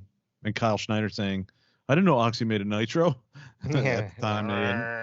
It was grinding, It sounded like hell. Yeah. That was a lot of fun. And I didn't purposefully, I don't know. It was fun. It was at a fun fly in South Jersey. Yeah. One of the free fall events, I think, that we had down there. Yes, sir. The second one was also a crash, and that was at Flight Fest entering my FT Mustang 200% Oh my in God, combat. that was so awesome. Yeah. That was freaking classic. Yes. Yeah. That was awesome. That was awesome because the guys from, I don't know if it was the guys from, but it was Rotor Riot. Rotor Riot. Yeah. Those guys Chad. were. And then what's that guy's name? Mr. Yeah. Mr. Steele, whatever his name is. Yeah, Yeah. Mr. Steele. They were trying to take out my elevator. Yeah, and he got sucked up underneath and got stuck underneath where the landing gear was, because I had 1/4-inch plywood under that part of the body where I could put the wings in. For transport. I pulled the wings out and I kind of like rocked back and forth, and he happened to fall out at the same time, and that was kind of epic, man. That looked like I did it intentionally. Yeah. And then I ripped through somebody else's plane, and then the way that whole flight ended, trying to go up, and I did like a tail slide. And like put it into the ground. Yeah, that was an epic flight. And the last most memorable one I have is another plane. It's got to be when we went to Flight Fest, and Josh Bixler flew my giant SE5 that I built. That was pretty cool. Yeah. Only because, I knew Josh, and he'd probably flown some stuff before, and I know I've passed the transmitter with him a few times. Just either it was they were working on the FT22 or something. We went to one of the NEF events and had done that. But that was cool, because then they put it in their video, and it was really cool, because that thing did fly really good. Like, that thing, I say it all the time when I talk about that model, that practically landed itself. That plane was so easy to fly. It was ridiculous. Had a monster motor and prop setup too, right? If I remember. It was like 22-inch prop, I think, on that thing. It was huge, yeah. And the motor was just a 260 kV, and I was doing 6S on it. But yeah, that model though. Then that was taken from like a 40s plan that I had. But those were 3 memorable flights, probably for me. I have a lot of helicopter memorable flights, but they're kind of like overtaking each other. But like, I'll do like next week I'll fly something, and I'll like do something. Like the recent most memorable one was doing those funnels, like cranking those funnels around like almost 90 degrees. that was really cool, memorable for me. And I'm sure there'll be something later on down the road, that's going to be more memorable with the helis. Yeah. For me, I have to say, it was probably the first night flight I did at Rochester. Oh, yeah. It was a flight demo. It was at night, and it was to some music. I don't remember what the music was. I just picked something from my phone and said, "Here, play that." And yeah, it was fun. I had a good time, and I don't know. I think because I was flying in the dark, I didn't feel like the presence of people behind me, so I didn't really care. I just kind of listened to the music and flew. And the music was pretty loud, so I couldn't even hear my helicopter. So I was just kind of like, whatever, just flying, having fun, and didn't think about it. Which then ties into the next most memorable flight is taking that same helicopter and then flying it in the fireworks for the first time. And that was fun and nerve-wracking because, like, when you're flying a lit up helicopter, right, with LEDs, night blades, tail blades, and lit up, like, you could see it pretty well doing your maneuvers and stuff. But when you start adding in, like, loud fireworks, like, these are, like, huge mortars that are going off. And, they're kind of set back and up. So I'm trying to fly at, like, it's a helicopter small. And there's all these other lights and things exploding in 3 dimensions. So, like, there's things that are exploding that are, like, coming towards me, even though it's far. It's fireworks. It's far. But, like, that perception of something coming towards you as you're flying this little helicopter, trying to flip it and get hit by a mortar, like get hit by a firework, it was very hard, but it was so much fun. And you had like 6 other helicopters in the air, right? Yeah, or 5, and there was other pilots. Yes, there was, and there might have been some hidden agenda to fly combat in that tandem flight. I don't know. The Rochester people, it's tandem. I was just tandem, but my RCHO brothers know that I was combating. I was after Drew on that flight. I was trying to pitch pump my way to Drew, and his 700X that he had that was all lit up. I don't know. I wanted to have fun. I didn't care about the model. But yeah, that was one of the most memorable flights I had, I think. Those 2 experiences up there. And then one last one I'm going to say is the first time I did any type of demo flight at IRCHA, which was this previous past IRCHA. I did a demo flight during the Maniacs Battery Power Hour, or it was also Mikado USA Power Hour, but find my Goblin Raw. Yeah, I was nervous as hell, and like I was shaking, and like I had this like look on my face because I'm just like there's other things to it, but like I was just like, okay, I want to fly good, I want to not do it so far and high up in the air, so yeah, so it was cool. That was an experience. I'm like, ooh, first time doing like that type of flying, Right. All right. What about you guys?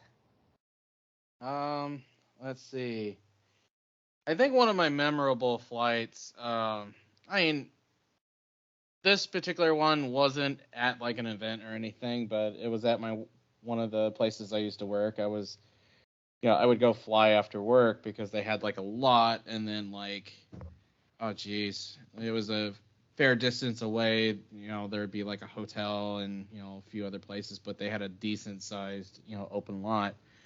Well, after work, I had taken the 550X and my Goblin 630, and I'd do a few flights before going home, and I had gotten done flying the 550X, and I kind of look over towards the highway, and I see a state trooper out there. He's just kind of leaned up against his vehicle, just pulled over on the side of the road, and it's like, okay. So I went ahead and stuck a battery in the 630, and I just started flying. I was doing like stall turns, I was doing loops, did like maybe a couple TikToks, and I just went through the pack. And once I landed, I hear the siren, he chirped the alarm, the siren a couple times, and he's driving off, and he's got, a thumbs up in the air. So it was like, that was really cool. Nice. Yeah. I'd have to say. What'd I do? What'd I do? No, I could tell it was a distance away, but it was the fact that he was actually there, watching. Yeah, that's cool. And then I have to say some of the other memorable ones is like, first time, flying under spotlight, over at Torches. That was always memorable for me because it was like I was always so skeptical because you see it on Facebook, it's like, oh man, that looks so sketchy.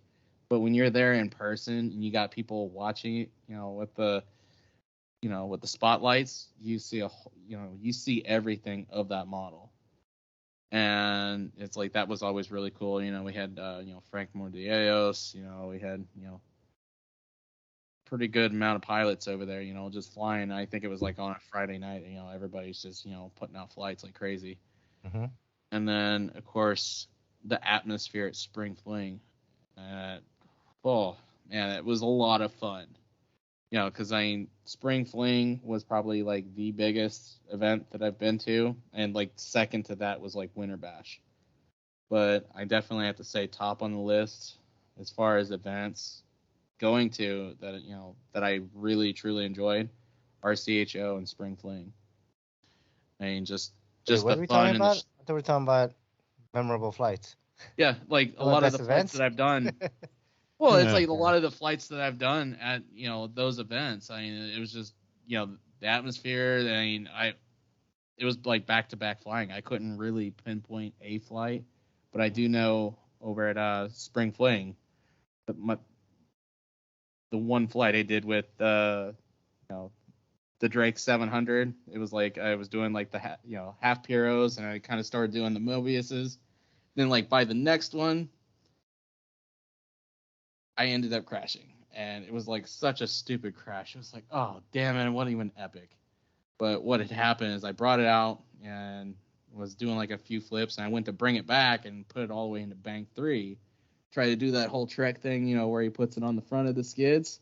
Well, as soon as I hit it into bank 3, the tail came down enough that the tail rotor hit a mole mount and just block, like right there on the ground. And it's like, damn it. But I have to say that the flight before that was like probably one of my most, that I really just put everything into the flight as far as what I know. Cool. All right. Next on this here.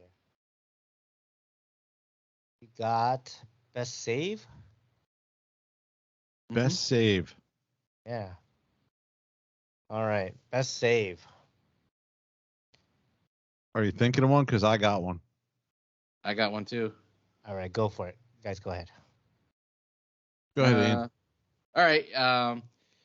Early on in the hobby, I had, put my Blade 450 3D in one of the Iaen Indy 500 fuselages. And I had idle up 1 and 2 set before I put it in the fuselage. I don't know what happened between there, but I think there was a slight bump in the pitch curve between, normal and idle up 1. And I went to put it in idle up, and of course it pretty much, I think what it was is there was a little bit more positive pitch in idle up 1, so when I hit idle up 1, it went, it left so fast it left the training gear on the ground. And jeez. Of course, I hit throttle hold, and it's like, oh shit, this thing's gonna come down like a brick. So I went ahead and put it back in normal, and I was actually able to save it and bring it down. And of course, it's like I was already scared shitless at that point. It's like, okay, nope, I'm done. Unplugged it, went inside. But it was like one of those. It was another one of those early in the hobby mistakes, more or less. But it left the ground like that fast. I mean, the training gear didn't even leave the ground. It just stayed right there. And it was like one of those ones that they snap onto the skids. And before I would try out a new helicopter, at that time, I would stick training gear on it and, just kind of feel it out first. But Yeah. Steve's shaking his head. Well, I mean, this is like 2013. All right, Kevin, what you got? All right, hands down, best save ever was the assist that I got from Chris Nutt in Fredericksburg when I got up when I did the help. That was the best save ever. That was me getting up, hungover as shit Sunday morning. Got to get a flight in. Got to act like Kyle Stacy. Got to do all this crazy shit that was like Kyle Stacy in slow motion, and not even. And 100 feet up. And 100 feet up and 100 feet out. And I did. The only thing I learned a lot from Kyle Stacy by watching his videos. But the only thing I could actually do was I would flip the helicopter over inverted, and I would start off kind of low to the ground, and I would pirouette it. And I would go up to a point where I would push it like over, and I would come back around still inverted. Like I'd push it out upright and then come back around inverted. Well, I did that, and then I used to try and pop it up like sideways and just push it out and spin the tail around or whatever. Yeah. And I think I did that, and it went, and it was like one of those. It was like one of those times when you worked like Iaen, like when you've worked 12-hour shift and you go, I need a coffee, and you go to Dunkin' Donuts and you stand there and she says, what can I get you? And you go, and you're standing there with your mouth open. That was me, like Sunday morning. I'm like, I'm watching this helicopter fly away, and I'm like, son of a bitch. Like, this is what's going on in my head. This is my favorite helicopter, and it's flying away. And I'm looking at it, and I'm watching it go, and I'm just standing there frozen. And I'm like, all right, what do I do? And I'm thinking, Army training, don't yell help once. You got to turn around and yell it out 3 times just so people take you seriously. So I turned around, and I was like, first I said to myself, oh, I need help. And then I turned around, and I yelled out, help, help, help. And Chris Nutt, dude, thank God he came running out. I think, Steve, you came out too, but Chris was like I take his tail, yeah, your Chris tail. Was like, what's the problem? And I'm like, it's flying away. I need help. And he was like, all right, rotate he's like, just give it rudder, whatever direction. He's like, okay, it's tailing. All right, rotate it around once and bring it back. And he was like, okay, you got it. And brought it back, landed it. Took a minute too. Yeah, it took a while. Yeah. Let's come back. Came back and landed it safely. I was looking at it, physically there in front of me and not 1,000 miles away. And Steve was like, oh, we're talking about this on the show. And I was like, I don't care, man. It's my helicopter's right there. So and I didn't now that I've been through the years in doing this and doing the hobby and doing the podcast and stuff, man, I hear stories about like Steve Shaw had a helicopter fly away, never saw it again. Like, I've heard those stories from people. That, to me, at that time, I didn't even realize that existed, like that could actually happen, but so I was just so glad that I got it back, and everybody's busted my chops ever since about help, and I don't care because I have helicopters still. But that's awesome. My best save for sure. Right. I have one.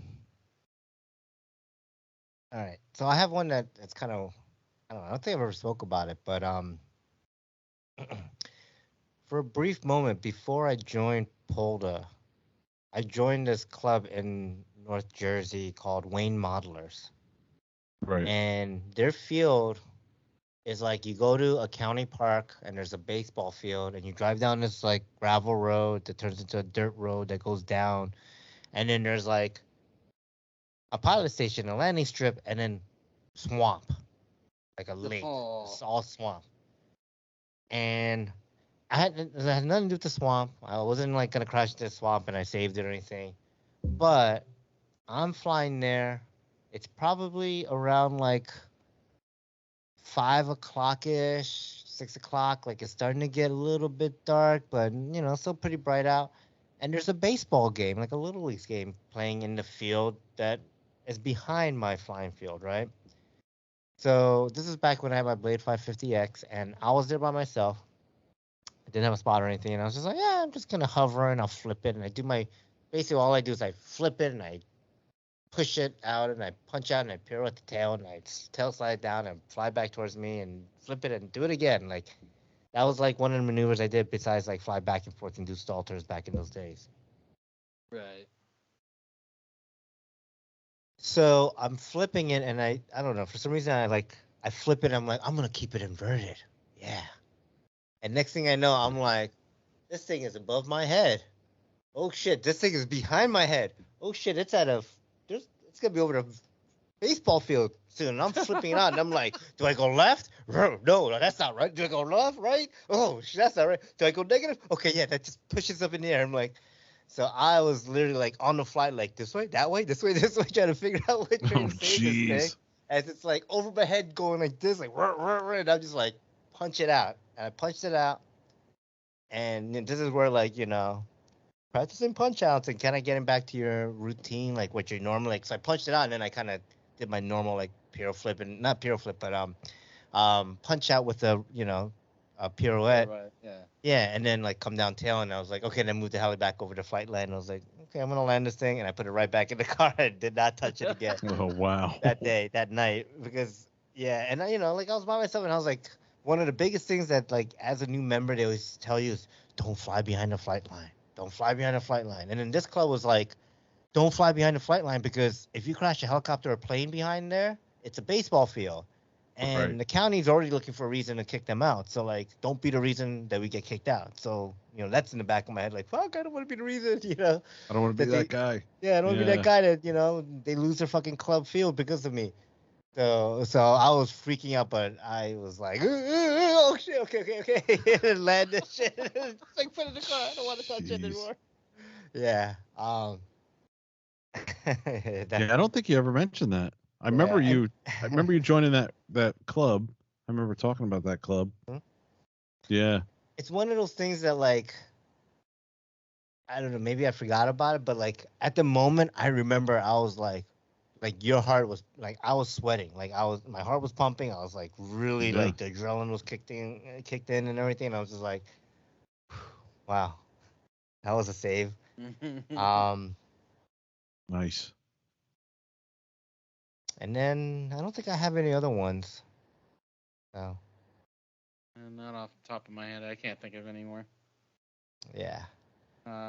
Well, the first time I've ever went inverted was across the street over at the old place, where I, had the school in front of my house, and one of the times I taken the 450 out there, I had flipped it inverted, because I've been working on the simulator. I mean, this is like 2015, 2016.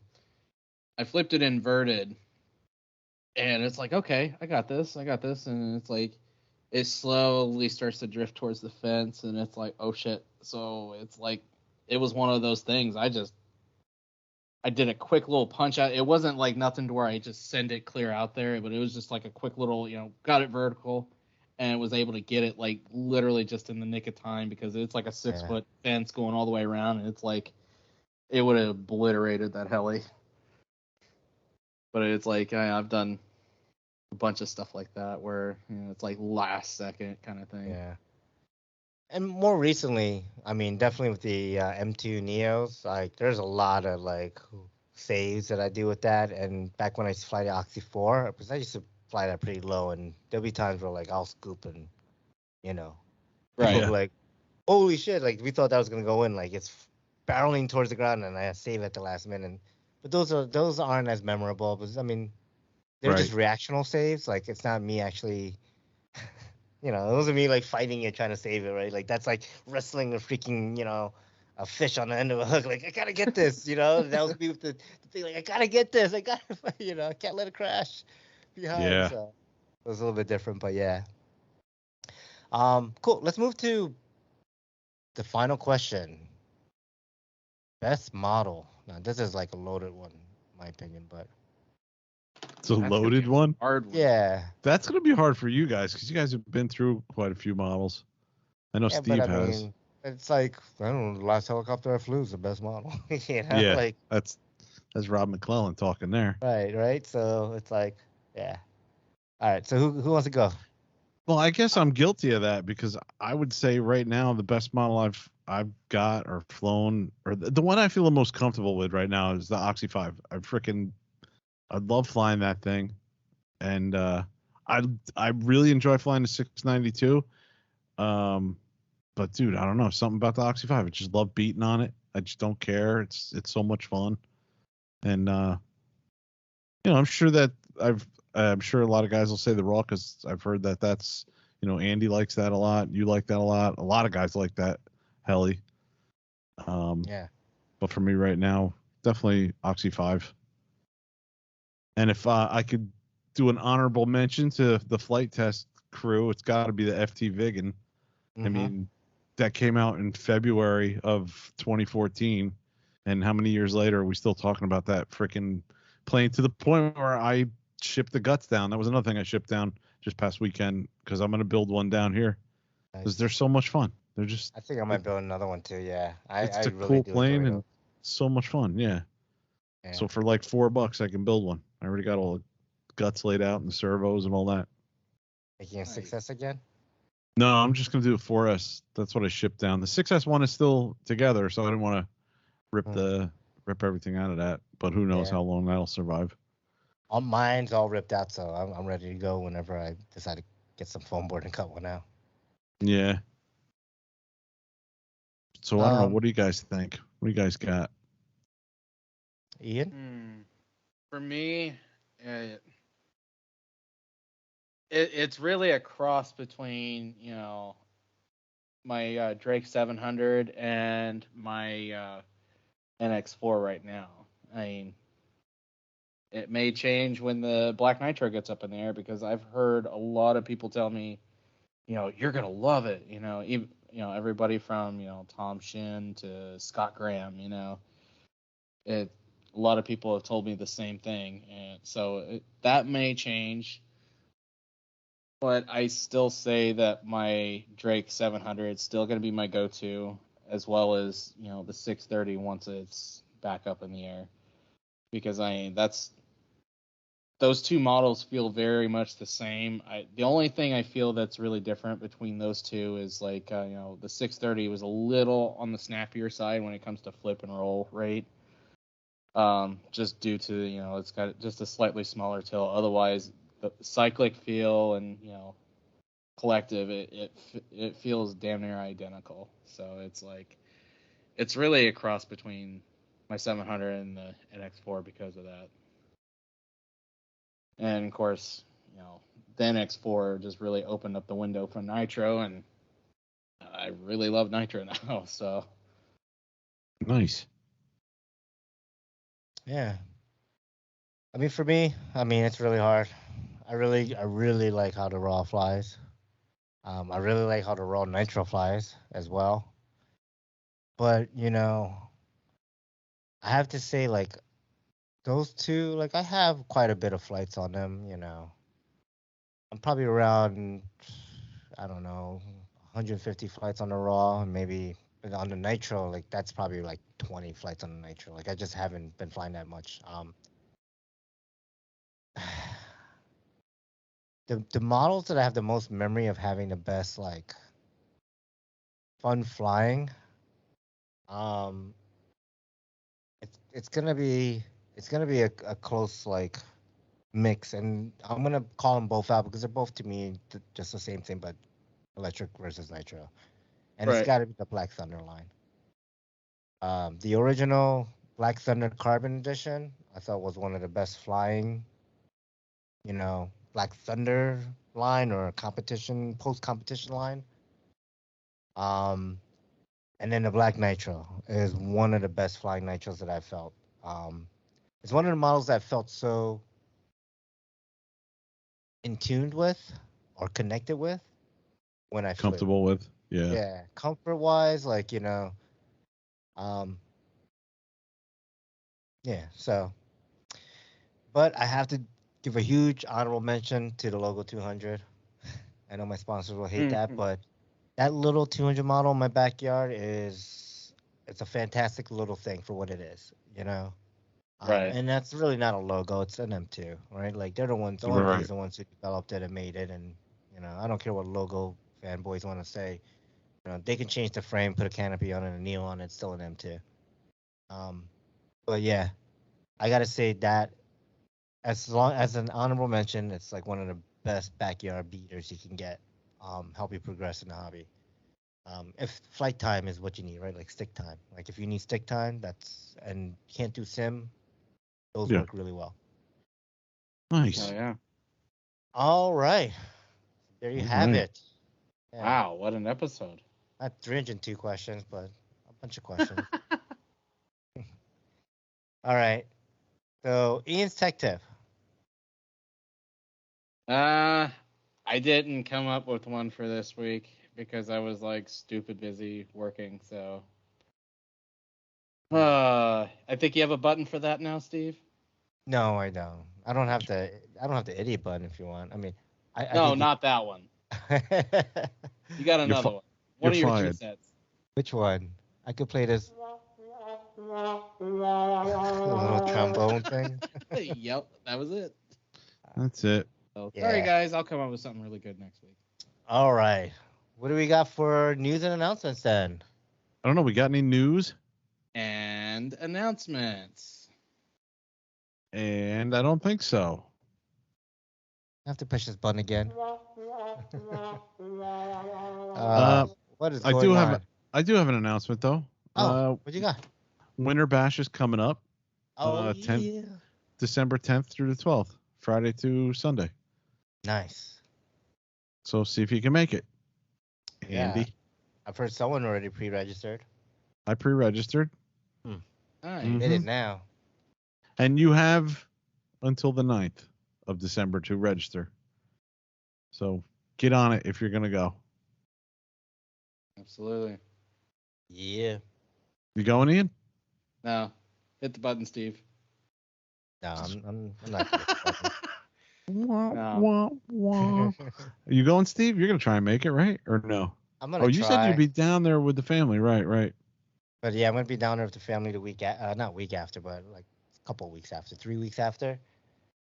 And that trip is like, you know, it's starting to add up because like, okay, we got the hotel, we got the Disney tickets, we got the tickets for Universal, Legoland will buy, and like we're kind of planning out the trip, and then like, I'm like talking to my wife, I'm like, it's gonna be 5 of us in the truck, and like, yeah, it'll be fine, we can do it, but like, it's not gonna be as comfortable as. Why don't we rent a minivan? We'll just go to like Hertz or Enterprise or something, rent a minivan, and that way we can have like that third row bench seating, the 2 captain chairs in the middle, type of deal, and have a little bit better, easier parking, so have the luggage space and everything, like. So I'm like, yeah, maybe we'll rent a minivan, and I'm looking, oh, that's like $800 for the week, so Yeah. like, Ouch. we're talking like couple, like I don't remember what the hotel was, maybe like close to $2,000, and then like I spent like $1,600 just for 2 days at Disney, which is like ridiculous. Yeah, Disney's 5 insane, tickets. dude. 5 tickets, Oh. 2 days. It was like $1,598 or something like that. Ouch. Yeah. Plus out an $800 car rental, and then the fuel, food, other costs, expenses. I'm just like, ah. So, can I come out to Winter Bash? Tell your wife you're going to save some money. You're going to go to Winter Bash. Yeah. I might be able to. I don't know. You If I can crash make like the drive, I you might. could crash 3 helis and still save money. Yeah, seriously, right? Holy shit. Yeah. So, and the funny thing is like, this is 1 week at Disney. So this is, or not just at Disney, but 1 week in Orlando, right? Right. Saturday to Sunday. While, granted, it wasn't as many days, but I flew the whole family to Paris, France, 5 days, and it was like 2,500, like $3,000 all in. Compared to Damn. like, this is like already $3,000, and we haven't even gone there, so we haven't, no food expenses, like all the extra shit that we, and like, I got 2 kids, the wife, and my mother's coming, so it's like there's 5 of us, and I gotta feed 5. Like, me and my wife, we both help out, obviously, but it's like, damn, it's so much cheaper when you travel on your own. Yeah. Exactly. Wow. But yeah, so we'll see. I'll try, but Yeah. I'm making. Don't. Yeah. I mean, I totally get it, dude. If you don't make it, hopefully Andy can come by. Yeah, well, he better. He's missing so many episodes to catch up on his farm work, right? That's right. Yeah. Damn it, Andy. Regardless, Steve Shaw and I will be there, and Steve Shaw might have another helicopter built. I almost played that video for him today that I have of him saying by the end of October you will see 2 helicopters flying, but he is getting some stuff built. I actually went on the internet on company time while he was standing there watching me today, looking for the build time of the Tundra, the Grand Tundra that I bought. I've said I'm going to look at what the recommended build time is. It's probably 30 minutes, dude. Uh-huh. But I couldn't find it on the front page. I was going to download the manual and look for it, but I didn't get a chance. He's like, as I'm Googling it, he's going, oh, it's got to be months. And I'm like, it is for you. Yeah, for you. It's usually like 1 hour. Yeah. I said it was probably 30 minutes.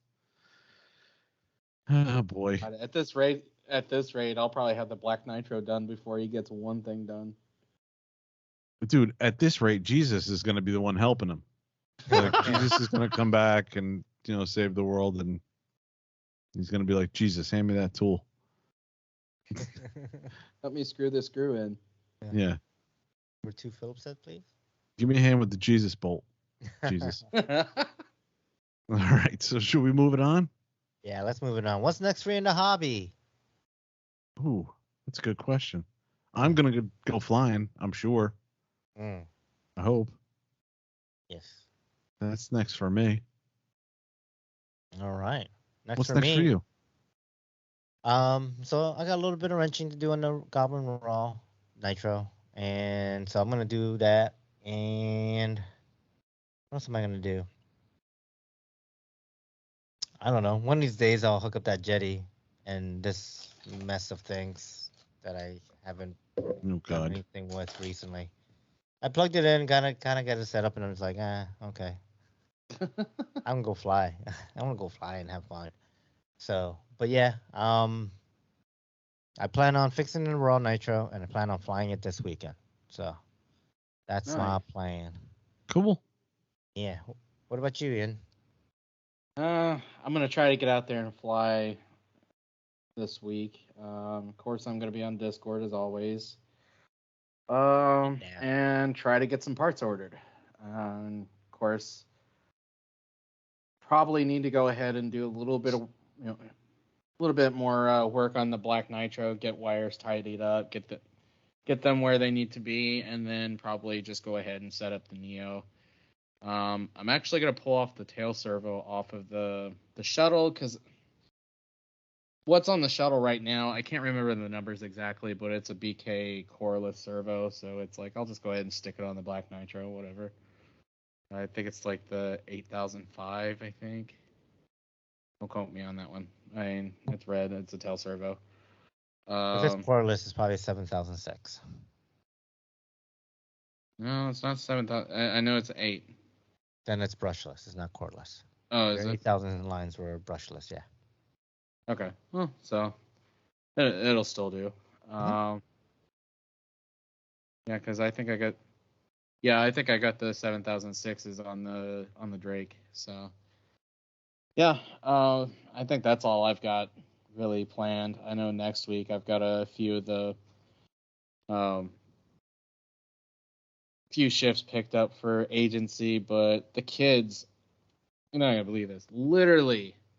It seems like the breaks, I wish I had a Thanksgiving break as long as they got. They've got literally 10 days off of school for Thanksgiving break. And it's just like, after this Friday, they're off that weekend, all the next week, all the next weekend. And it's just like, how is that possible? Wow. I have no idea. And it's like, easy. Like, damn, I wish I had a Thanksgiving break that long.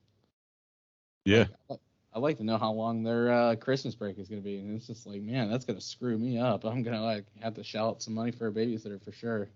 But yeah, that's really all I've got going on. So it's like I should have a little bit of time to do some wrenching, get some stuff ordered.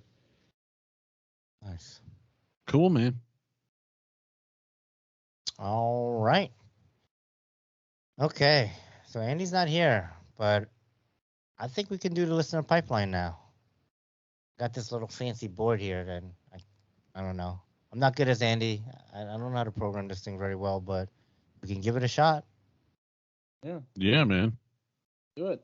All right. So these voicemails, just to give a bit of a, so one of them is from November 2nd. And this is regarding our 300th episode. So let's keep that in mind. I think we're saving this for all of us to be here, and I kind of do want to save this for all of us to be here, but I mean, Andy's been really busy, so I'm not sure when he'll be able to come back in. I feel like it's already 2 weeks old. We should play it. Yeah, good job, Andy. All right. So listener pipeline. Here's the first voicemail from 2 weeks ago. Hey everyone, this is Nick from the RC Heli Nation podcast. Congratulations on reaching your 300th episode. Citizens live on forever. Peace. Awesome. Oh, man. That's so good to hear from Nick. Awesome. That is great. Hell Wow. yeah. Thanks, Nick. Thanks, Damn. Nick. Awesome, Thanks, man. dude. All right, here we go for the next one. And these two have been, I think they're today. So here we go. Yeah, so I was listening to the show, and we got to the part where Iaen was giving his tech tips. His wrenching was in, and it made me think. I got a Treadway tool shop tip. This comes straight from RCHO, one of the best flying fields around. All you have to do when you have a helicopter spinning, if you have like crown gears back in the back, like a torque tube type helicopter, ask Rodney Clay. He knows exactly how to stop that instantly. All you got to do, you just take your finger while the helicopter's still spinning, take your finger, just jam it up in those gears right there in the tail, and it'll stop everything dead. Not a problem at all. He did it. He can show you. I wish we had a video of it. Don't have a video. He can tell you all about it. But anyhow, Treadway tool tip. That's all you got to do. Stop them blades from spinning, jam your finger up in them gears, it stops right away. Nice. Cool tip. Nice. Perfect. Jam your I'm not finger going to take Cliff Lewis's advice to jam my finger anywhere. No way. It's a Treadway tool shop tip. I mean, Oh, it's got to that's work. true. Solid tips. That's true. That's true. I mean, Sorry. he's a master at his trade. Sorry, Jay. Should have more faith in Jay. And we got one more. Here we go. Hey, Free Fall guys, what's going on? Steve in Florida here. Man, what a beautiful night tonight. It's a little bit cold. I want to say it's maybe 70 degrees. There's a beautiful moon out. I'm not by the river, but man, if I was there, it would be sparkling, looking just absolutely awesome. Wish y'all were here. Well, most of you. Hey guys, thanks a lot, first of all, for the RCHO update. It looks like y'all had a blast, a terrific time for those that were there. I spoke the day before to Cliff and Eric and said, yeah, I'm picking out some things to bring. And then unfortunately a couple of work things came up and I just was not able to make it. But I'm looking forward to still getting to RCHO. Guys, I'm a little bit behind schedule right now on helicopter completion. Mm-hmm. I'm actually working on crimping some servo connectors tonight. And I've finally decided that I believe I build helis at sort of the same speed as Steve Yoon builds Miatas. And so my goal now is to try to get 2 more helicopters finished before Steve's Miata is completed. But we'll see how it goes. Anyway, happy Thanksgiving to y'all. Also to all your listeners out there. I hope everyone enjoys the holiday. I do have one quick question about T-shirts. Was that a soft or a hard closing date of, November the 12th, I think? I went online on the 13th, ordered me a couple of Free Fall RC podcast shirts. Man, I just got to have 2, or 3 or 4. But, and it looked like it took my money. So I'm hoping I get the shirts, but I don't know. For sure, I kind of wondered about that. Anyway, guys, take care. Thanks a lot. Have a good night. See ya. Nice. Well, I hope he went to the right site because we weren't taking any money yet, were we? Yeah, no, we didn't take any money, so I don't know where he submitted his money, but it wasn't to us. I would get in contact. To OnlyFans. Yeah. I would get in contact with your Citibank representative. Wait, how do you know he was Citibank? I don't know. I just made a guess. Let me delete that Free Fall RC clone site that I put up. Yes. So the 12th was the last date. I haven't shut it down yet because I haven't been able to go and actually take the time to rally up all the numbers and get everything going. So technically, it's still open. I am gonna close it soon though because I wanna start getting that ball rolling and try to get those in in the next couple of weeks. So one of the interesting things though, this is just a comment I'm gonna make that's not really related, but it is sorta. Is I got a custom T-shirt delivered directly to my house, and it came from Virginia. So I think they Nice. have like, distribution centers or whatever, like T-shirt making places around because I don't remember ever getting it from Virginia when I had them done, Yeah. back when I was in Jersey. So I'm just Okay. curious, yeah. I don't know if we do order these shirts, if it'll come pretty quickly. That's really the point I'm trying to get to. If they're somewhat locally in the state somewhere, it might be easy for us to get it. I don't know if they have these things outsourced to some, another country sometimes, right? So that's just something to be mindful about, hopefully, about these shirts. So, but yeah, I'll run the numbers soon. If you get in and you are able to submit the form, that means you're in. So you're good, Steve. If you go to the forum and there is no form, or you go to the forum and it's locked and you can't entry, then you can't get in on this first batch. So, but yeah. Okay. Nice. Are we gonna wrap it up? Are we doing a wrap up? I hope we're gonna wrap it up. Well, I mean, we're gonna wrap up the show, but are we gonna do the wrap up? I should say. Oh, I don't know.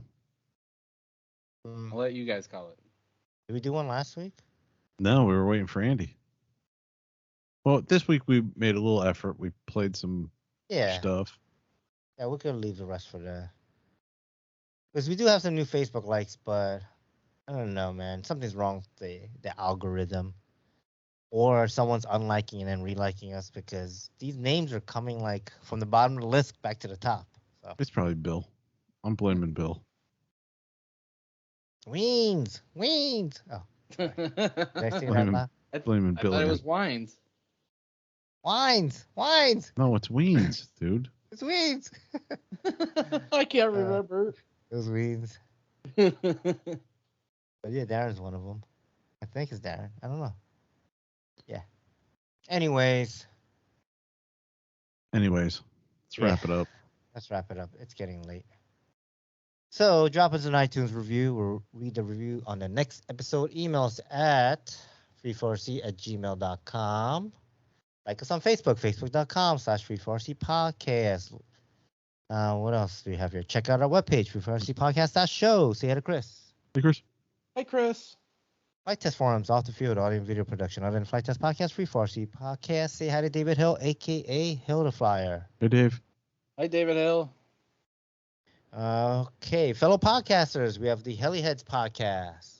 Heliheads is Kevin, Dan, Scott, Kyle, and maybe Maynard. I don't think he's on there anymore. All right. For podcast. Telerotor. That's two mics of Rich, Robert, Cliff, and maybe Maynard. Maybe? Maybe? Skids Up. Skids Up was with Frank, Javier, Paul, and maybe Iaen? No. Joke's getting old. No. Maybe, Ian's lucky if he'll be back next week on this show. Oh, shit. What? Oh, damn. Shit just got real. I meant maybe Andy? No. It's more like maybe Andy. All right. Where were we? Inverted Down Under. This is for Ozzy and Jeff. Houdini RC Heli Podcast. With Rich and Kenny. RC Roundtable. With Fitzterry Lee. Yes. That's like that's like the star of that new Marvel movie. Yeah. Fitzterry Lee. Eternals or something. No, the Kung Fu one. Oh. Which I heard, by the way, is fantastic. Which one? The Shang-Chi one? Yeah. Oh, that was a great movie. Yeah, I got to check that out. I still need to check it out for myself, too. Yeah. All right, check it out. I thoroughly enjoyed it. Thought it was good. Cool. Yeah. Did we say RC After Hours? No, RC After Hours. With Andre. Park Flyer Podcast. Park Flyers with two mics and Jay. Yes. RC Playing Lab? Right, Tom. The only other podcast that's made it past 300 episodes that I know of. All things AMA? that fly. Oh, all things that fly. AMA, what's that? I thought you meant 300 pounds. Oh, But yeah. Well, where is it? I have that. oh, Kevin will be appearing at the Holiday Inn off Route 4. Yeah. Yeah, that's with Lucian Miller and Moose. And don't forget to check out Bill Oh. Ann's YouTube channel. Check out Bill, who's also usually appearing at some random hotel for no reason. Sorry, Bill. Love you, Bill. All right. Thanks to all our listeners. Free our skies, and we'll see you next time. See y'all. Bye, everybody. Bye-bye.